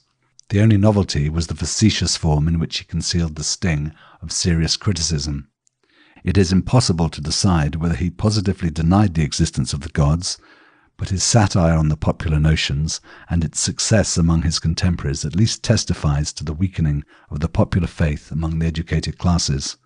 In Hellas itself he seems to have gone out of fashion very early, but the Romans took him up again. Varro and Seneca imitated him, and Lucian made his name famous again in the Greek world in the 2nd century after Christ. It is chiefly due to Lucian that we can form an idea of Menippus's literary work, hence we shall return to Cynic satire in our chapter on the age of the Roman Empire. During our survey of Greek philosophical thought in the Hellenistic period, we have only met with a few cases of atheism in the strict sense, and they all occur about and immediately after 300, though there does not seem to be any internal connection between them. About the same time there appeared a writer outside the circle of philosophers who is regularly listed among the Atheoi, and who has given a name to a peculiar theory about the origin of the idea of gods, namely Euhemerus. He is said to have travelled extensively in the service of King Cassander of Macedonia. At any rate, he published his theological views in the shape of a book of travel which was, however, wholly fiction. He relates how he came to an island, Panchaea, in the Indian Ocean, and in a temple there found a lengthy inscription in which Uranus, Kronos, Zeus and other gods recorded their exploits. The substance of the tale was that these gods had once been men, great kings and rulers, who had bestowed on their peoples all sorts of improvements in civilization and had thus got themselves worshipped as gods. It appears from the accounts that Euhemerus supposed the heavenly bodies to be real and eternal gods. He thought that Uranus had first taught men to worship them. Further, as his theory is generally understood, it must be assumed that in his opinion the other gods had ceased to exist as such after their death. This accords with the fact that Euhemerus was generally characterized as an atheist. The theory that the gods were at first men was not originated by Euhemerus, though it takes its name, Euhemerism, from him. The theory had some support in the popular faith, which recognized gods, Heracles, Asclepius, who had lived as men on earth, and the opinion which was fundamental to Greek religion, that the gods had come into existence and had not existed from eternity, would favor this theory. Moreover, Euhemerus had had an immediate precursor in the slightly earlier Hecataeus of Abdera, who had set forth a similar theory, with the difference, however, that he took the view that all excellent men became real gods. But Euhemerus's theory appeared just at the right moment and fell on fertile soil. Alexander the Great and his successors had adopted the Oriental policy by which the ruler was worshipped as a god, and were supported in this by a tendency which had already made itself felt occasionally among the Greeks in the East. Euhemerus only inverted matters. If the rulers were gods, it was an obvious inference that the gods were rulers. No wonder that his theory gained a large following. Its great influence is seen from numerous similar attempts in the Hellenistic world. At Rome, in the 2nd century, Ennius translated his work into Latin, and as late as the time of Augustus, an author such as Diodorus, in his Popular History of the World, served up euhemerism as the best scientific explanation of the origin of religion. It is characteristic, too, that both Jews and Christians, in their attacks on paganism, reckoned with euhemerism as a well-established theory. As everyone knows, it has survived to our day, Carlyle, I suppose, being its last prominent exponent. It is characteristic of euhemerism in its most radical form that it assumed that the gods of polytheism did not exist. So far it is atheism. But it is no less characteristic that it made the concession to popular belief that its gods had once existed. Hereby it takes its place, in spite of its greater radicalism, on the same plane with most other ancient theories about the origin of men's notions about the gods. The gods of popular belief could not survive in the light of ancient thought, which in its essence was free thought, not tied down by dogmas. But the philosophers of old could not but believe that a psychological fact of such enormous dimensions as ancient polytheism must have something answering to it in the objective world. Ancient philosophy never got clear of this dilemma, hence Plato's open recognition of the absurdity, hence Aristotle's delight at being able to meet the popular faith halfway in his assumption of the divinity of the heavenly bodies, hence Xenocrates' demons, the allegories of the Stoics, the ideal Epicureans of Epicurus, Euhemeris' early benefactors of mankind.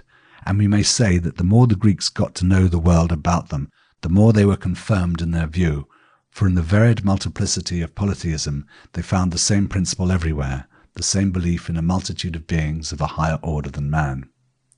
Euhemeris' theory is no doubt the last serious attempt in the old pagan world to give an explanation of the popular faith which may be called genuine atheism. We will not, however, leave the Hellenistic period without casting a glance at some personalities about whom we have information enough to form an idea at first hand of their religious standpoint, and whose attitude towards popular belief at any rate comes very near to atheism pure and simple. One of them is Polybius. In the above-cited passage referring to the decline of the popular faith in the Hellenistic period, Polybius also gives his own theory of the origin of men's notions regarding the gods. It is not new. It is the theory known from the Critias fragment, which may be called the political theory. In the fragment it appears as atheism pure and simple, and it seems obvious to understand it in the same way in Polybius. That he shows a leaning towards euhemerism in another passage where he speaks about the origin of religious ideas is in itself not against this. The two theories are closely related and might very well be combined. But we have a series of passages in which Polybius expressed himself in a way that seems quite irreconcilable with a purely atheistic standpoint. He expressly acknowledged divination and worship as justified. In several places he refers to disasters that have befallen individuals or a whole people as being sent by the gods, or even as a punishment for impiety, and towards the close of his work he actually, in marked contrast to the tone of its beginnings, offers up a prayer to the gods to grant him a happy ending to his long life. It would seem as if Polybius at a certain period of his life came under the influence of Stoicism and in consequence greatly modified his earlier views. That these were of an atheistic character seems, however, beyond doubt, and that is the decisive point in this connection. Cicero's philosophical standpoint was that of an academic, i.e., a skeptic, but, in accord, for the rest, with the doctrines of the school just at this period, he employed his liberty as a skeptic to favour such philosophical doctrines as seemed to him more reasonable than others, regardless of the school from which they were derived. In his philosophy of religion he was more especially a Stoic. He himself expressly insisted on this point of view in the closing words of his work on the nature of the gods. As he was not, and made no pretence of being, a philosopher, his philosophical expositions have no importance for us. They are throughout second-hand, mostly mere translations from Greek sources. Though we have employed them in the foregoing pages to throw light on the theology of the earlier, more especially the Hellenistic philosophy, goes without saying, but his personal religious standpoint is not without interest. As orator and statesman, Cicero took his stand wholly on the side of the established Roman religion, operating with the immortal gods, with Jupiter, Optimus Maximus, etc., at his convenience. In his works on the state and the laws he adheres decidedly to the established religion, but all this is mere politics. Personally, Cicero had no religion other than philosophy. Philosophy was his consolation in adversity, or he attempted to make it so, for the result was often indifferent, and he looked to philosophy to guide him in ethical questions, We never find any indications in his writings that the gods of popular belief meant anything to him in these respects, and what is more, he assumed this offhand to be the standpoint of everybody else, and evidently he was justified.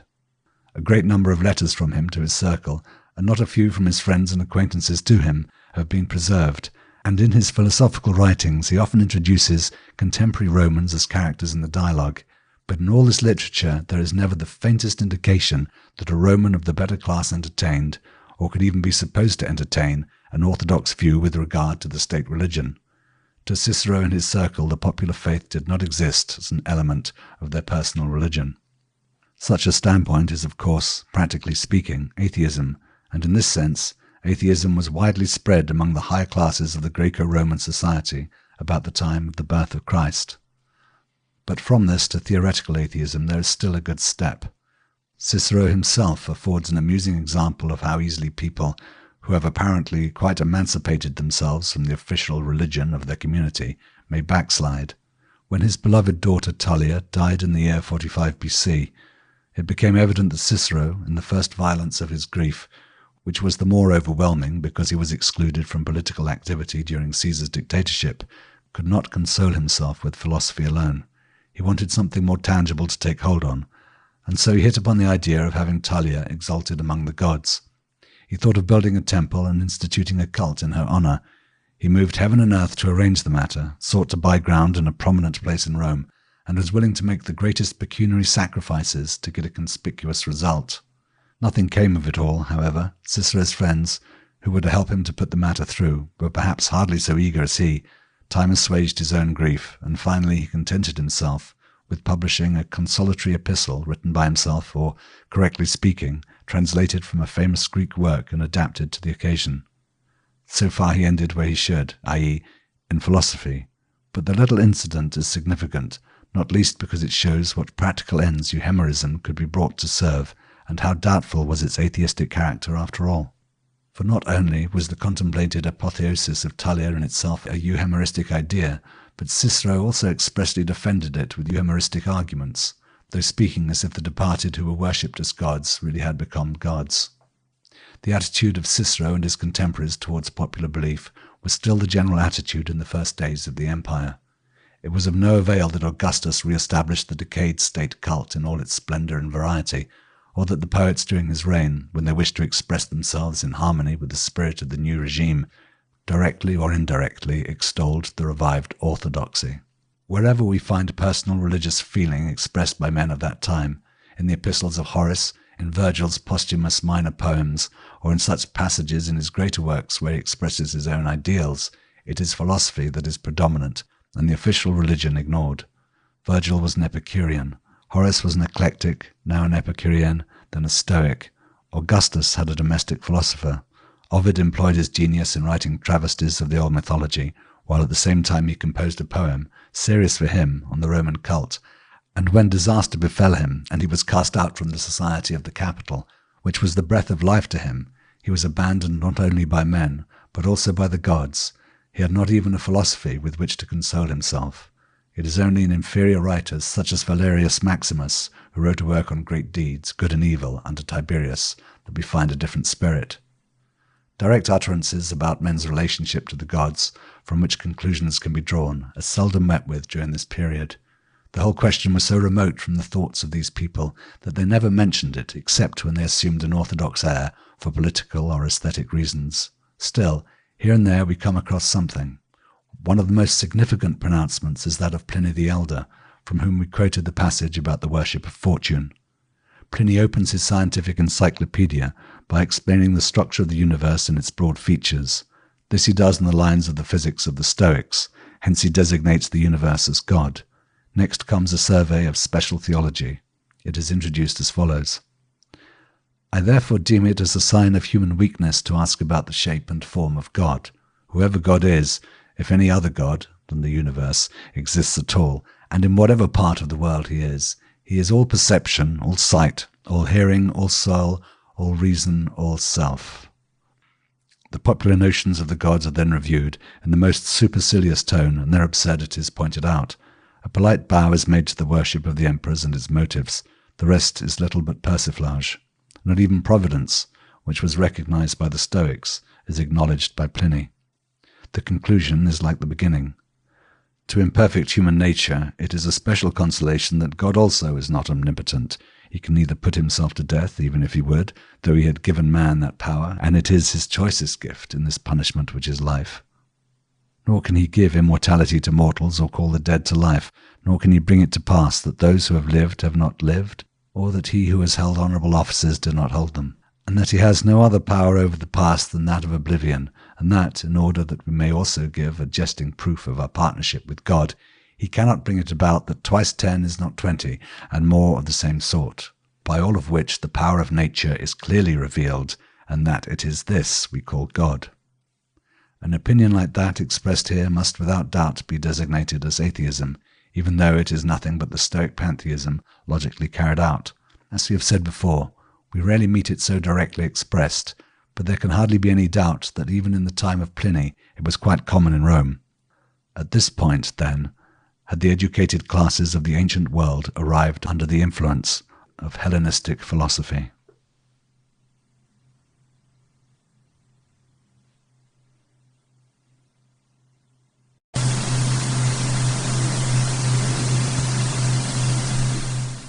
Chapter 7. Though the foundation of the empire in many ways inaugurated a new era for the antique world, it is, of course, impossible, in an inquiry which is not confined to political history in the narrowest sense of the word, to operate with anything but the loosest chronological divisions. Accordingly, in the last chapter we had to include phenomena from the early days of the empire, in order not to separate things which naturally belonged together. From the point of view of religious history, the dividing line cannot possibly be drawn at the Emperor Augustus, in spite of his restoration of worship and the orthodox reaction in the official Augustan poetry, but rather at about the beginning of the 2nd century. The enthusiasm of the Augustan age for the good old times was never much more than affectation. It quickly evaporated when the promised millennium was not forthcoming, and was replaced by a reserve which developed into cynicism, but, be it understood, in the upper circles of the capital only. In the empire at large, the development took its natural, tranquil course, unaffected by the manner in which the old Roman nobility was effacing itself, and this development did not tend towards atheism. The reaction towards positive religious feeling, which becomes clearly manifest in the 2nd century after Christ, though the preparation for it is undoubtedly of earlier date, is perhaps the most remarkable phenomenon in the religious history of antiquity. This is unexplained. There is even no reason to enter more closely into its outer manifestations, as the thing itself is doubted by nobody. It is sufficient to mention, as instances, authors like Suetonius, with his naive belief in miracles, and the rhetorician Aristides, with his Asclepius cult and general sanctimoniousness, or a minor figure such as Aelian, who wrote whole books of a pronounced, nay, even fanatical devotionalism, or within the sphere of philosophy movements like Neo-Pythagorism and Neoplatonism, both of which are as much in the nature of mystic theology as attempts at a scientific explanation of the universe. It is characteristic, too, that an essentially anti-religious school like that of the Epicureans actually dies out at this time. Under these conditions, our task in this chapter must be to bring out the comparatively few and weak traces of other currents which still made themselves felt. Of the earlier philosophical schools, Stoicism flowered afresh in the 2nd century. The Emperor Marcus Aurelius himself was a prominent adherent of the creed. This later Stoicism differs, however, somewhat from the earlier. It limits the scientific apparatus which the early Stoics had operated with to a minimum, and is almost exclusively concerned with practical ethics on a religious basis. Its religion is that of ordinary Stoicism, pantheism and belief in providence, but, on the whole, it takes up a more sympathetic attitude towards popular religion than early Stoicism had done. Of the bitter criticism of the absurdities of the worship of the gods and of mythology, which is still to be met with as late as Seneca, nothing remains.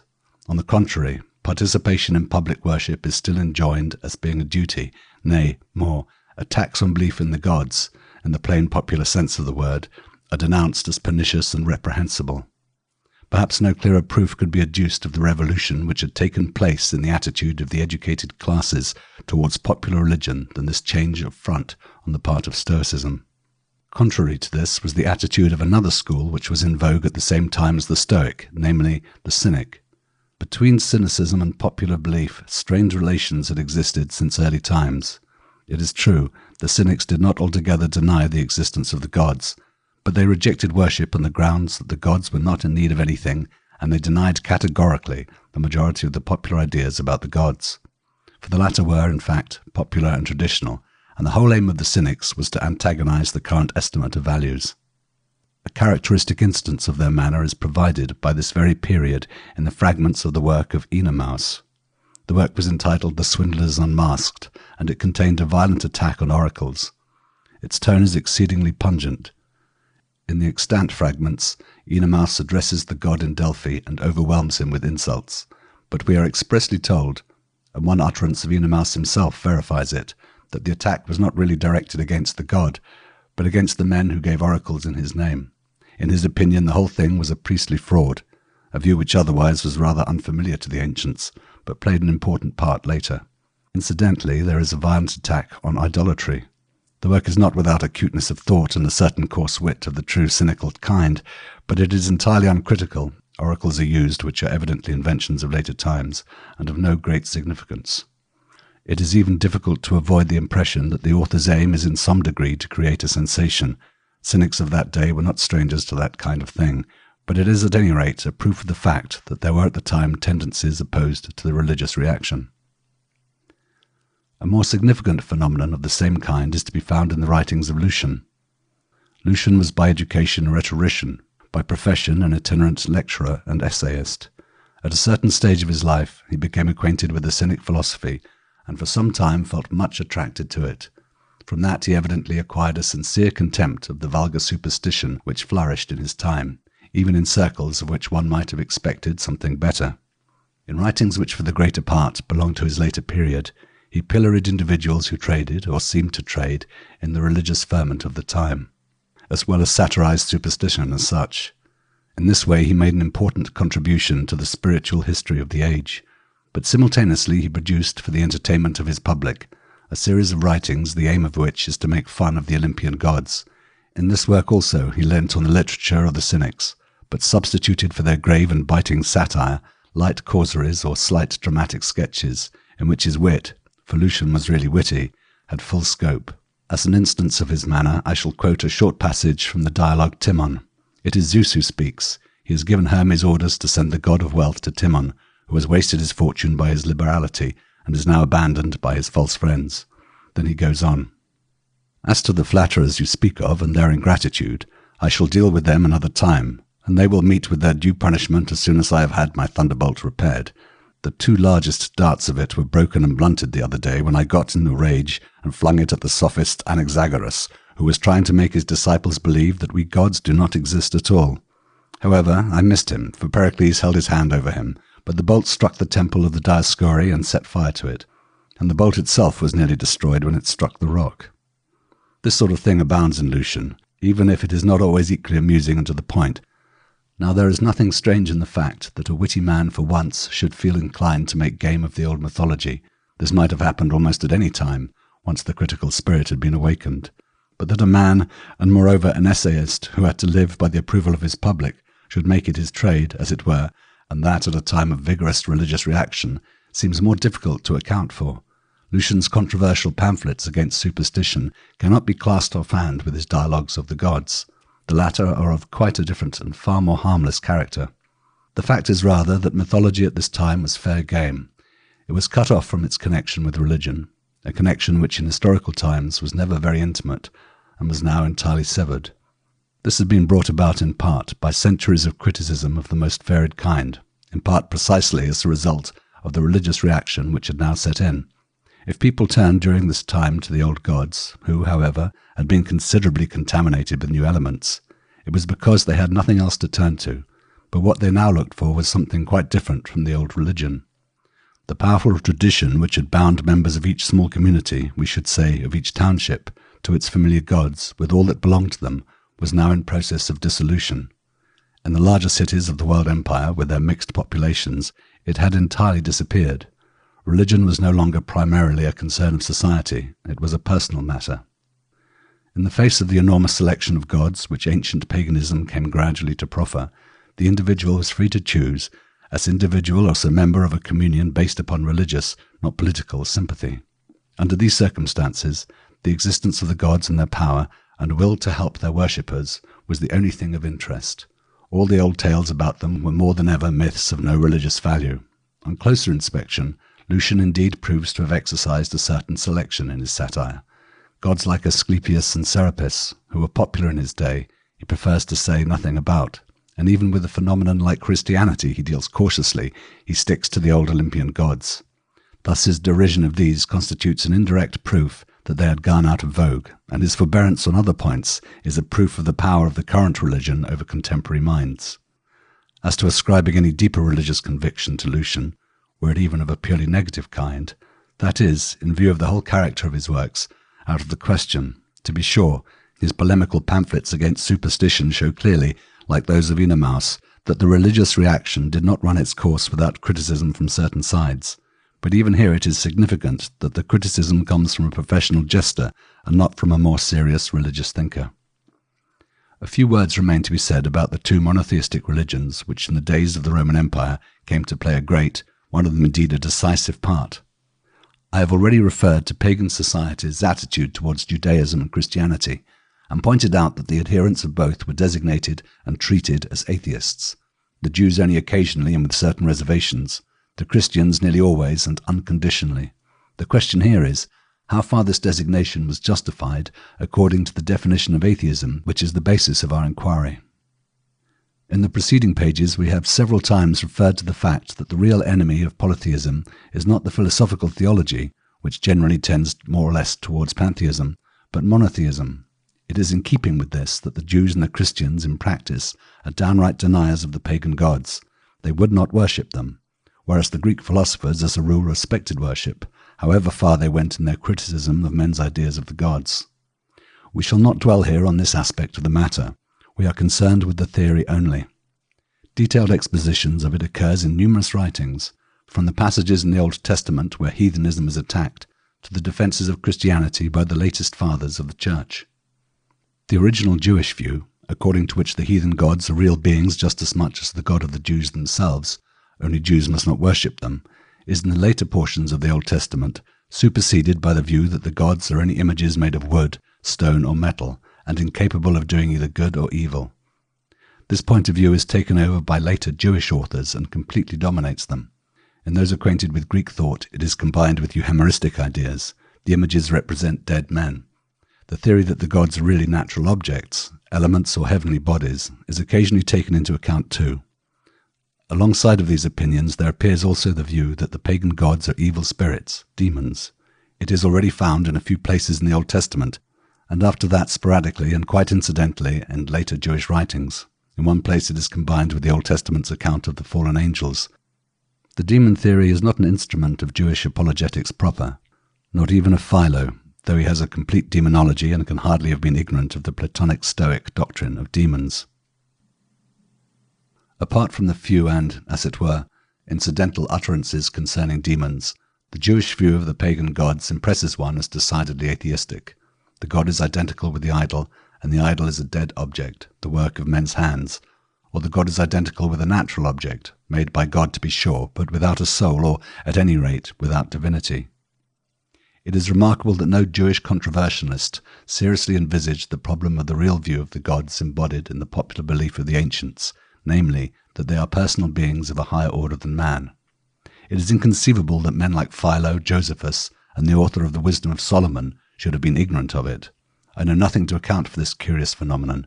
Until some light has been thrown upon the matter, I should hesitate to assert that the Jewish conception of polytheism was purely atheistic, however much appearance it may have of being so.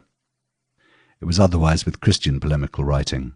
As early as St. Paul, the demon theory appears distinctly, though side by side with utterances of seemingly atheistic character.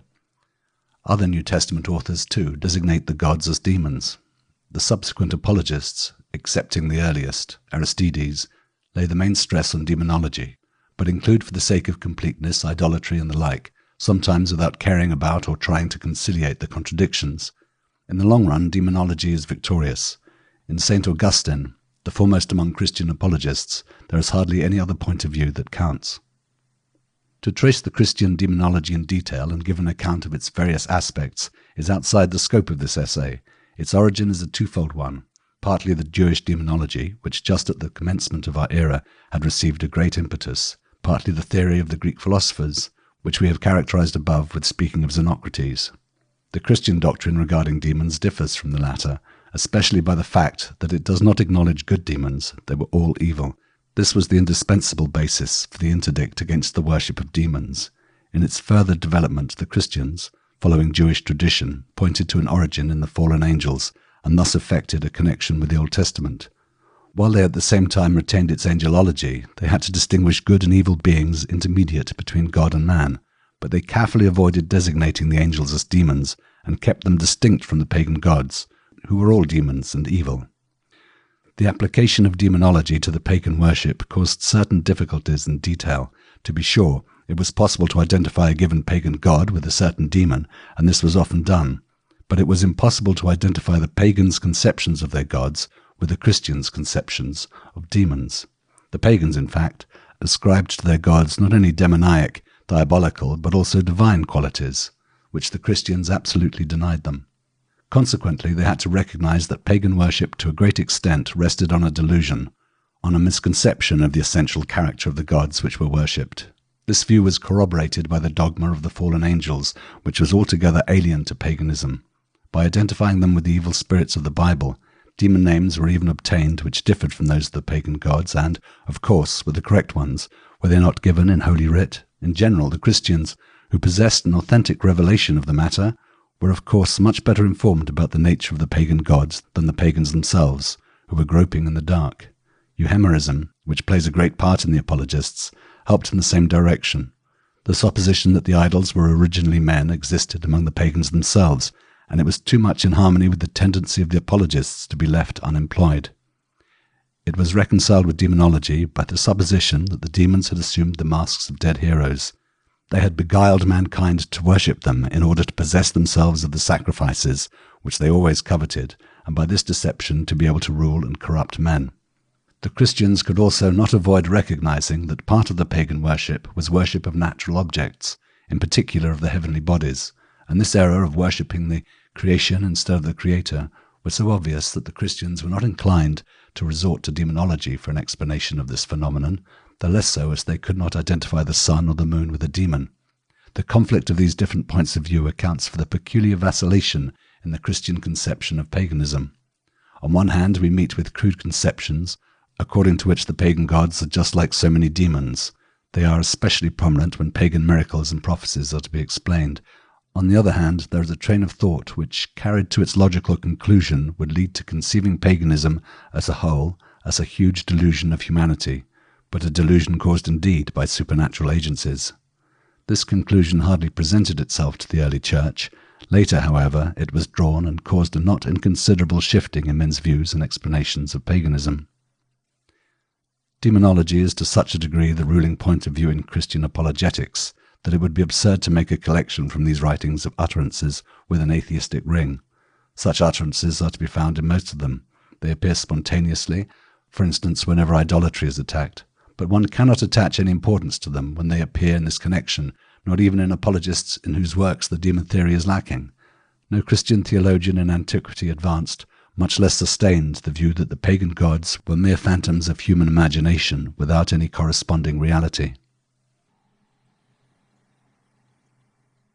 Remarkable as this state of things may appear to us moderns, it is really quite simple, nay, even a matter of course, when regarded historically.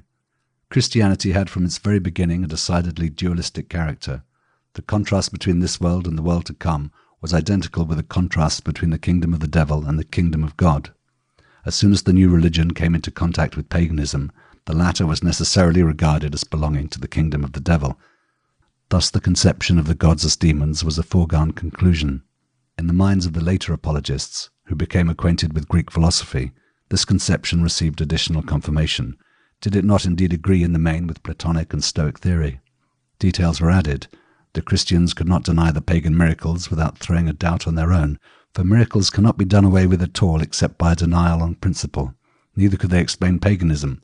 that gigantic millennial aberration of humanity, by merely human causes, much less lay the blame on God alone. But ultimately, all this rests on one and the same thing, the supernatural and dualistic hypothesis. Consequently, demonology is the kernel of the Christian conception of paganism. It is not merely a natural result of the hypothesis. It is the one and only correct expression of the way in which the new religion understood the old.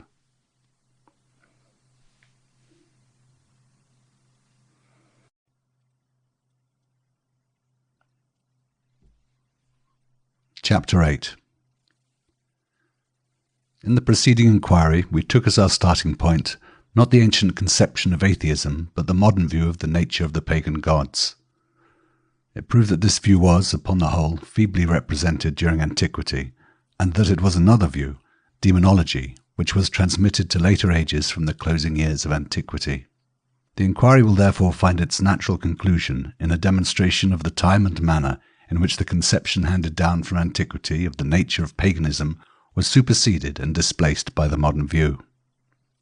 This question is, however, more difficult to answer than one would perhaps think.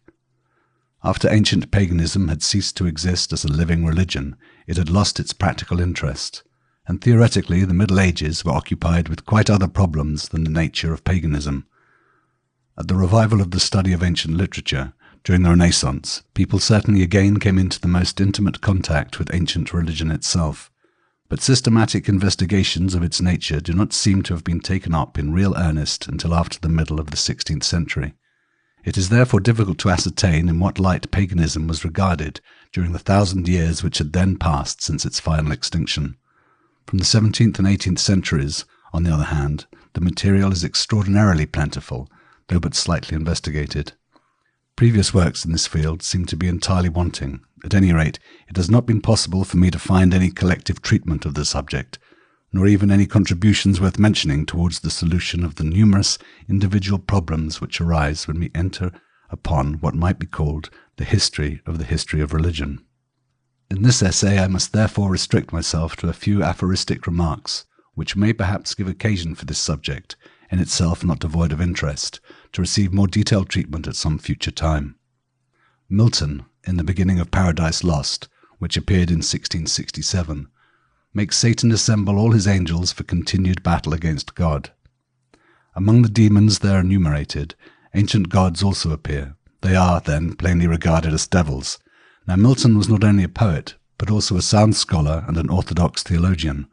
We may therefore rest assured that his conception of the pagan gods was dogmatically correct and in accord with the prevailing views of his time. In him, therefore, we have found a fixed point from which we can look forwards and backwards. As late as after the middle of the 17th century, the early Christian view of the nature of paganism evidently persisted in leading circles. We seldom find definite heathen gods so precisely designated as demons in Milton, but no doubt seems possible that the general principle was accepted by contemporary and earlier authors. The chief work of the 17th century on ancient religion is the De Theologia Gentili of G.I. Voss.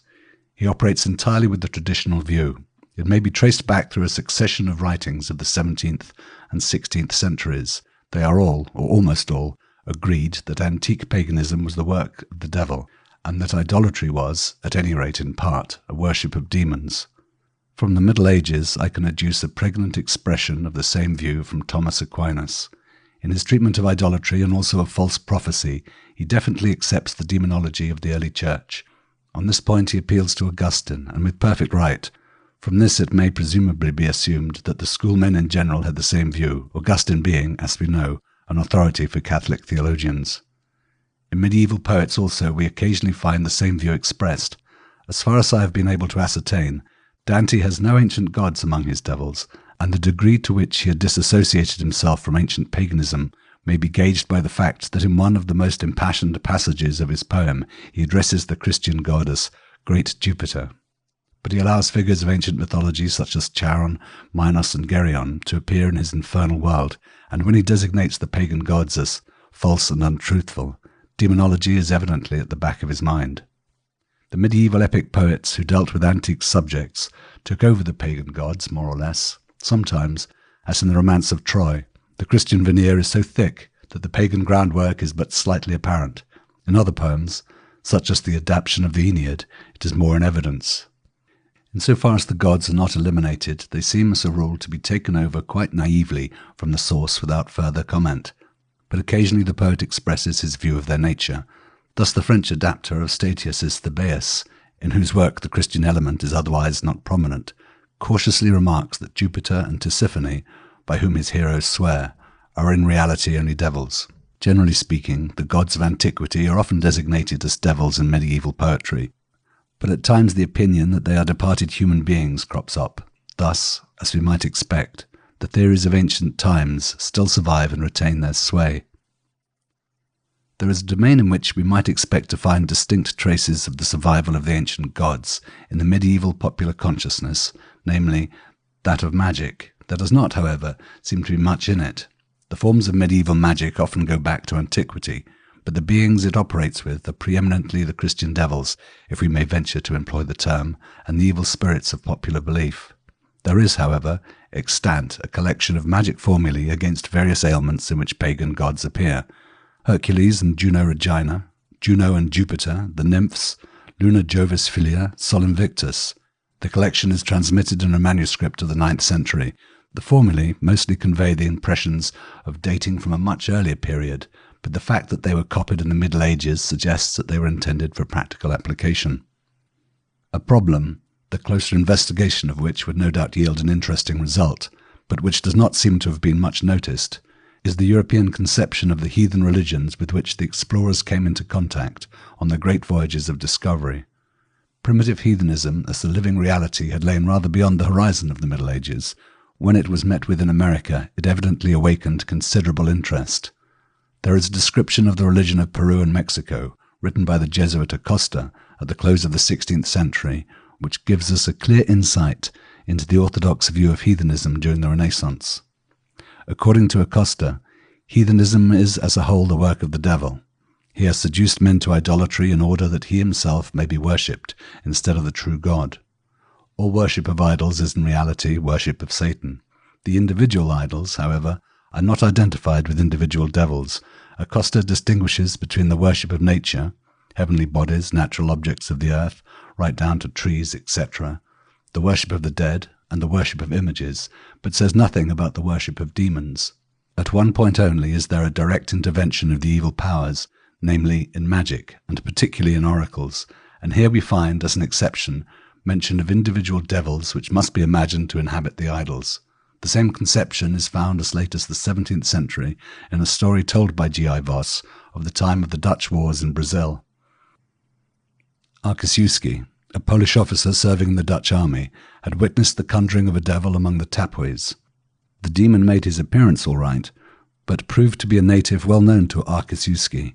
As he, however, made some true prognostications, Voss, as it seems at variance with Arciszewski, thinks that there must have been some supernatural powers concerned in the game. An exceptional place is occupied by the attempt made during the Renaissance at an actual revival of ancient paganism and the worship of its gods. It proceeded from Plethon, the head of the Florentine Academy, and seems to have spread thence to the Roman Academy. The whole movement must be viewed more particularly as an outcome of the enthusiasm during the Renaissance for the culture of antiquity, and more especially for its philosophy rather than its religion. The gods worshipped were given a new and strongly philosophical interpretation. But it is not improbable that the traditional theory of the reality of the ancient deities may have had something to do with it. Simultaneously with demonology, and while it was still acknowledged in principle, there flourished more naturalistic conceptions of paganism, both in the Middle Ages and during the Renaissance. As remarked above, the way was already prepared for them during antiquity. In Thomas Aquinas, we find a lucid explanation of the origin of idolatry with a reference to the ancient theory. Here we meet with the familiar elements, the worship of the stars and the cult of the dead. According to Thomas, man had a natural disposition towards this error, but it only comes into play when he is led astray by demons. In the 16th and 17th centuries, the devil is mentioned oftener than the demons. Compare Acosta's view of the heathenism of the American Indians. Evidently, the conception of the nature of evil had undergone a change in the direction of monotheism. In this way, more scope was given for the adoption of naturalistic views in regard to the individual forms in which paganism manifested itself than when dealing with the multiplicity of demons that answered individually to the pagan gods, and we meet with systematic attempts to explain the origin of idolatry by natural means, though still with the devil in the background. One of these systems, which played a prominent part, especially in the 17th century, is the so-called Hebraism, i.e., the attempt to derive the whole of paganism from Judaism. This fashion, for which the way had already been prepared by Jewish and Christian apologists, reaches its climax, I think, with Abbot Hewitt, who derived all the gods of antiquity, and not only Greek and Roman antiquity, from Moses, and all the goddesses from his sister. According to him, the knowledge of these two persons had spread from the Jews to other peoples, who had woven about them a web of fables. Alongside of Hebraism, which is euhemeristic in principle, allegorical methods of interpretation were put forward. The chief representative of this tendency in earlier times is Natalis Combes, Noël du Comte, the author of the first handbook of mythology. He directly sets himself the task of allegorizing all the myths. The allegories are mostly moral, but also physical. Euhemeristic interpretations are not rejected either, and in several places the author gives all three explanations side by side without choosing between them. In the footsteps of du Comte follows Bacon in his De Sapientia Veterum. To the moral and physical allegories he adds political ones, as when Jove's struggle with Typhoeus is made to symbolize a wise ruler's treatment of a rebellion. While these attempts at interpretation, both the euhemeristic and the allegorical, are in principle a direct continuation of those of antiquity, another method points plainly in the direction of the fantastic notions of the Middle Ages. As early as the 16th century, the idea arose of connecting the theology of the ancients with alchemy.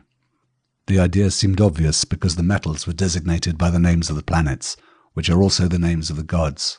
It found acceptance, and in the 17th century we have a series of writings in which ancient mythology is explained as the symbolical language of chemical processes. Within the limits of the supernatural explanation, the interest centered more and more in a single point, the oracles. As far back as in Aquinas, false prophecy is a main section in the chapter on demons, whose power to foretell the future he expressly acknowledges. In the 16th and 17th centuries, when the interest in the prediction of the future was so strong, the ancient accounts of true prognostications were the real prop of demonology. Hence demons generally play a great part in these explanations, even though in other cases the devil fills the bill. Thus Acosta in his account of the American religions, thus Voss and numerous other writers of the 17th century, and it is hardly a mere accident, one would think, when Milton especially mentions Dodona and Delphi as the seats of worship of the Greek demons. Among a few of the humanists we certainly find an attempt to apply the natural explanation even here. Thus Caelius Rhodogenes asserted that a great part, but not all, of the oracular system might be explained as priestly imposture, and his slightly younger contemporary, Caelius Calcagninus, in his Dialogue on Oracles, seems to go still further and to deny the power of predicting the future to any other being than the true God. An exceptional position is occupied by Pomponazzi, who in his little pamphlet, De Incantationibus, seems to wish to derive all magic, including the oracles, from natural causes, though ultimately he formally acknowledges demonology as the authoritative explanation. But these advances did not find acceptance. We find even Voss combating the view on which they were founded. It is characteristic of the power of demonology in this domain that in support of his point of view he can quote no less a writer than Machiavelli. The author who opened battle in real earnest against demonology was a Dutch scholar, one Van Dale, otherwise little known. In a couple of treatises written about the close of the 17th century, he tried to show that the whole of idolatry, as well as the oracles in particular, was not dependent on the intervention of supernatural beings, but was solely due to imposture on the part of the priests. Van Dale was a Protestant, so he easily got over the unanimous recognition of demonology by the fathers of the Church. The accounts of demons in the Old and New Testaments proved more difficult to deal with. It is interesting to see how he wriggles about to get round them, and it illustrates most instructively the degree to which demonology affords the only reasonable and natural explanation of paganism on the basis of early Christian belief. Van Dale's books are learned works written in Latin, full of quotations in Latin, Greek and Hebrew, and moreover confused and obscure in exposition, as is often the case with Dutch writings of that time. But a clever Frenchman, Fontenelle, took upon himself the task of rendering his work on the oracles into French in a popular and attractive form. His book called forth an answering pamphlet from a Jesuit advocating the traditional view. The little controversy seems to have made some stir in France about the year 1700. At any rate, Bannier, who in the beginning of the 18th century treated ancient mythology from a euhemeristic point of view, gave some consideration to it. His own conclusion is, in 1738, that demonology cannot be dispensed with for the explanation of the oracles. He gives his grounds for this in a very sensible criticism of Van Dale's priestly fraud theory, the absurdity of which he exposes with sound arguments. Bannier is the last author to whom I can point for the demon theory applied as an explanation of a phenomenon in ancient religion. I have not found it in any other mythologist of the 18th century, and even in Bannier, with the exception of this single point, everything is explained quite naturally according to the best euhemeristic models. But in the positive understanding of the nature of ancient paganism, no very considerable advance has actually been made withal. A characteristic example of this is the treatment of the ancient religion by such an eminent intellect as Giambattista Vico. In his Scienza Nuovo, which appeared in 1725, as the foundation of his exposition of the religion of Antiquity, he gives a characterization of the mode of thought of primitive mankind, which is so pertinent and psychologically so correct that it anticipates the results of more than 100 years of research. Of any supernatural explanation no trace is found in him, though otherwise he speaks as a good Catholic. But when he proceeds to explain the nature of the ancient ideas of the gods in detail, all that it comes to is a series of allegories, among which the politico-social play a main part. Vico sees the earliest history of mankind in the light of the tradition about Rome. The Greco-Roman gods, then, and the myths about them, become to him largely an expression of struggles between the patricians and the plebeians of remote antiquity. Most of the mythology of the 18th century is like this. The euhemeristic school gradually gave up the hypothesis of the Jewish religion as the origin of paganism. Bannier, the chief representative of the school, still argues at length against Hebraism. In its place, Phoenicians, Assyrians, Persians, and, above all, Egyptians are brought into play, or, as in the case of the Englishman Bryant, the whole of mythology is explained as reminiscences of the exploits of an aboriginal race, the Cuthites, which never existed. The allegorist school gradually rallied round the idea of the cult of the heavenly bodies as the origin of the pagan religions. As late as the days of the French Revolution, Dupuy, in a voluminous work, tried to trace the whole of ancient religion and mythology back to astronomy. On the whole, the movement diverged more and more from euhemerism towards the conception of Greek religion as a kind of cult of nature. When the sudden awakening to a more correct understanding came towards the close of the century, euhemerism was evidently already an antiquated view. Thus, since the Renaissance, by a slow and very devious process of development, a gradual approach has been made to a more correct view of the nature of ancient religion. After the devil had more or less taken the place of the demons, the rest of demonology, the moral allegory, Hebraism, and euhemerism were eliminated by successive stages, and nature symbolism was reached as the final stage. We know now that even this is not the correct explanation of the nature and origin of the conception of the gods prevailing among the ancients. Recent investigations have shown that the Greek gods, in spite of their apparent simplicity and clarity, are highly complex organisms, the products of a long process of development to which the most diverse factors have contributed. In order to arrive at this result, another century of work, with many attempts in the wrong direction, has been required. The idea that the Greek gods were nature gods really dominated research through almost the whole of the 19th century. If it has now been dethroned or reduced to the measure of truth it contains, for undoubtedly a natural object enters as a component into the essence of some Greek deities, this is in the first place due to the intensive study of the religions of primitive peoples, living or obsolete, and the results of this study were only applied to Greek religion during the last decade of the century. But the starting point of modern history of religion lies much farther back. Its beginning dates from the great revival of historical research, which was inaugurated by Rousseau and continued by Herder.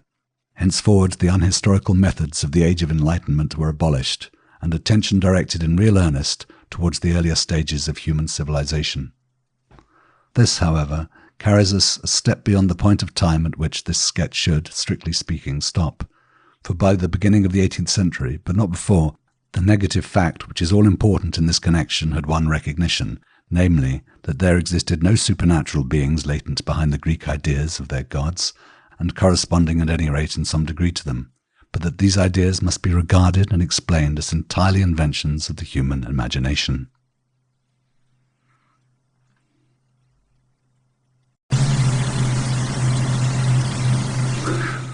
Chapter 9.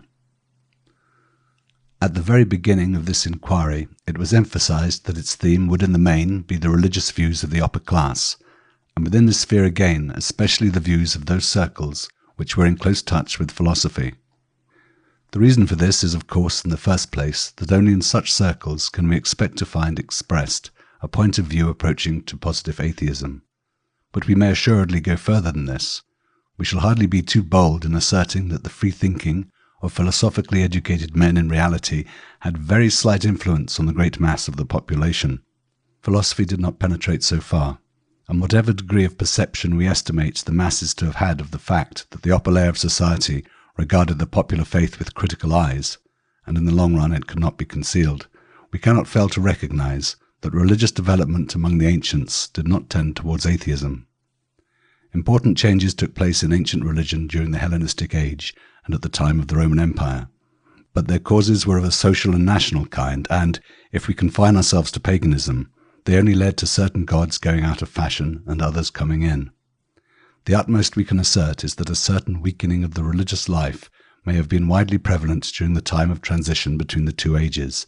The transition falls at somewhat different dates in the eastern and western part of the empire, but that weakening was soon overcome.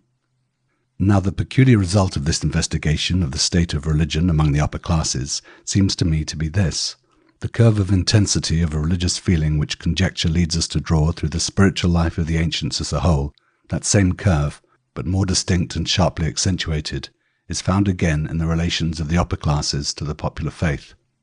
Towards the close of the 5th century, it looks as if the cultured classes that formed the centre of Greek intellectual life were outgrowing the ancient religion. The reaction which set in with Socrates and Plato certainly checked this movement, but it did not stop it. Cynics, Peripatetics, Stoics, Epicureans, and skeptics, in spite of their widely differing points of view, were all entirely unable to share the religious ideas of their countrymen in the form in which they were cast in the national religion.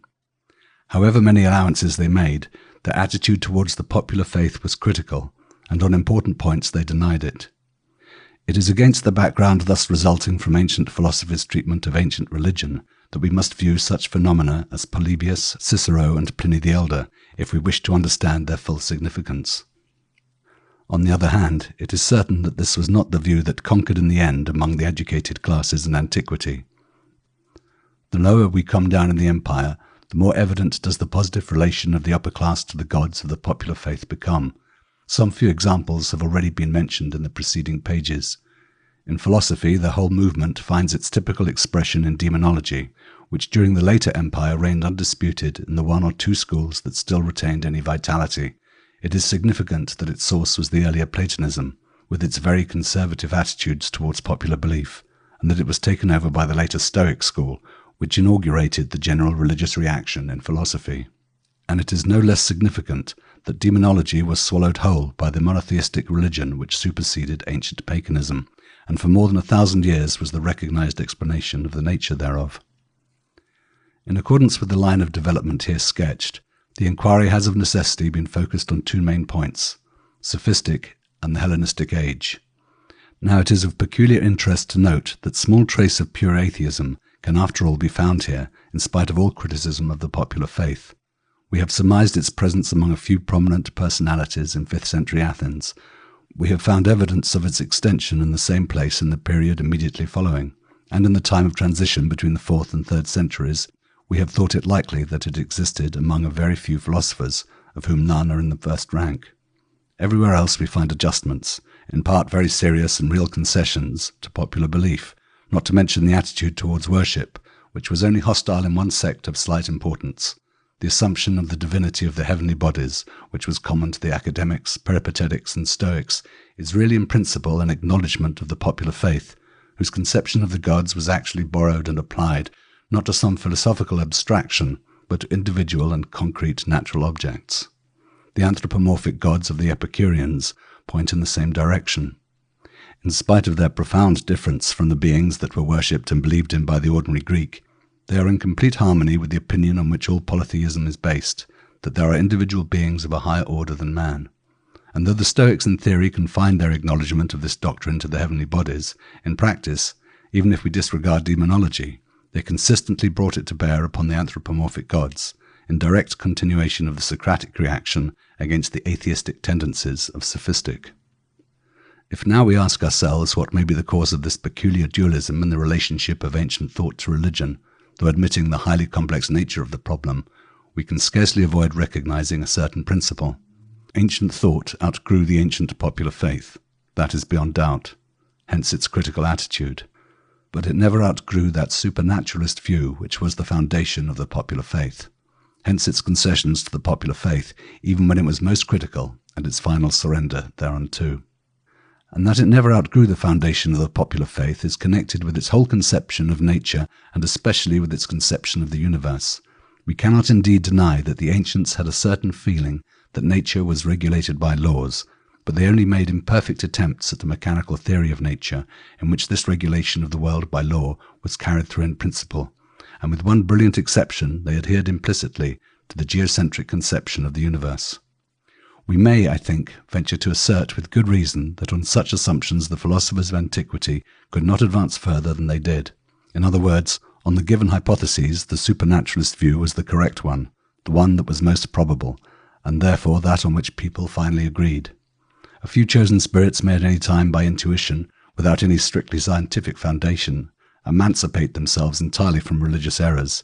This also happened among the ancients, and on the first occasion was not unconnected with an enormous advance in the conception of nature, but it is certain that the views of an entire age are always decisively conditioned by its knowledge and interpretation of the universe surrounding it, and cannot in principle be emancipated therefrom. Seen from this point of view, our brief sketch of the attitude of posterity towards the religion of the pagan world will also not be without interest. If, after isolated advances during the mighty awakening of the Renaissance, it is not until the transition from the 17th to the 18th century that we find the modern atheistic conception of the nature of the gods of the ancients established in principle and consistently applied, we can scarcely avoid connecting this fact with the advance of natural science in the 17th century, and not least with the victory of the heliocentric system. After the close of antiquity, the pagan gods had receded to a distance, practically speaking, because they were not worshipped anymore. No one troubled himself about them.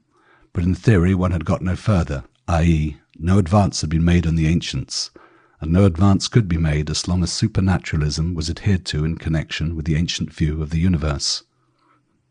Through monotheism, the notions of the divinity of the sun, moon, and planets had certainly been got rid of, but not so the notion of the world, i.e. the globe enclosed within the firmament, as filled with personal beings of a higher order than man, and even the duty of turning the spheres to which the heavenly bodies were believed to be fastened was, quite consistently, assigned to some of these beings. As long as such notions were in operation, not only were there no grounds for denying the reality of the pagan gods, but there was every reason to assume it. So far we may rightly say that it was Copernicus, Galileo, Giordano Bruno, Kepler, and Newton that did away with the traditional conception of ancient paganism. Natural science, however, furnishes only the negative result that the gods of polytheism are not what they are said to be, real beings of a higher order than man. To reveal what they are, other knowledge is required.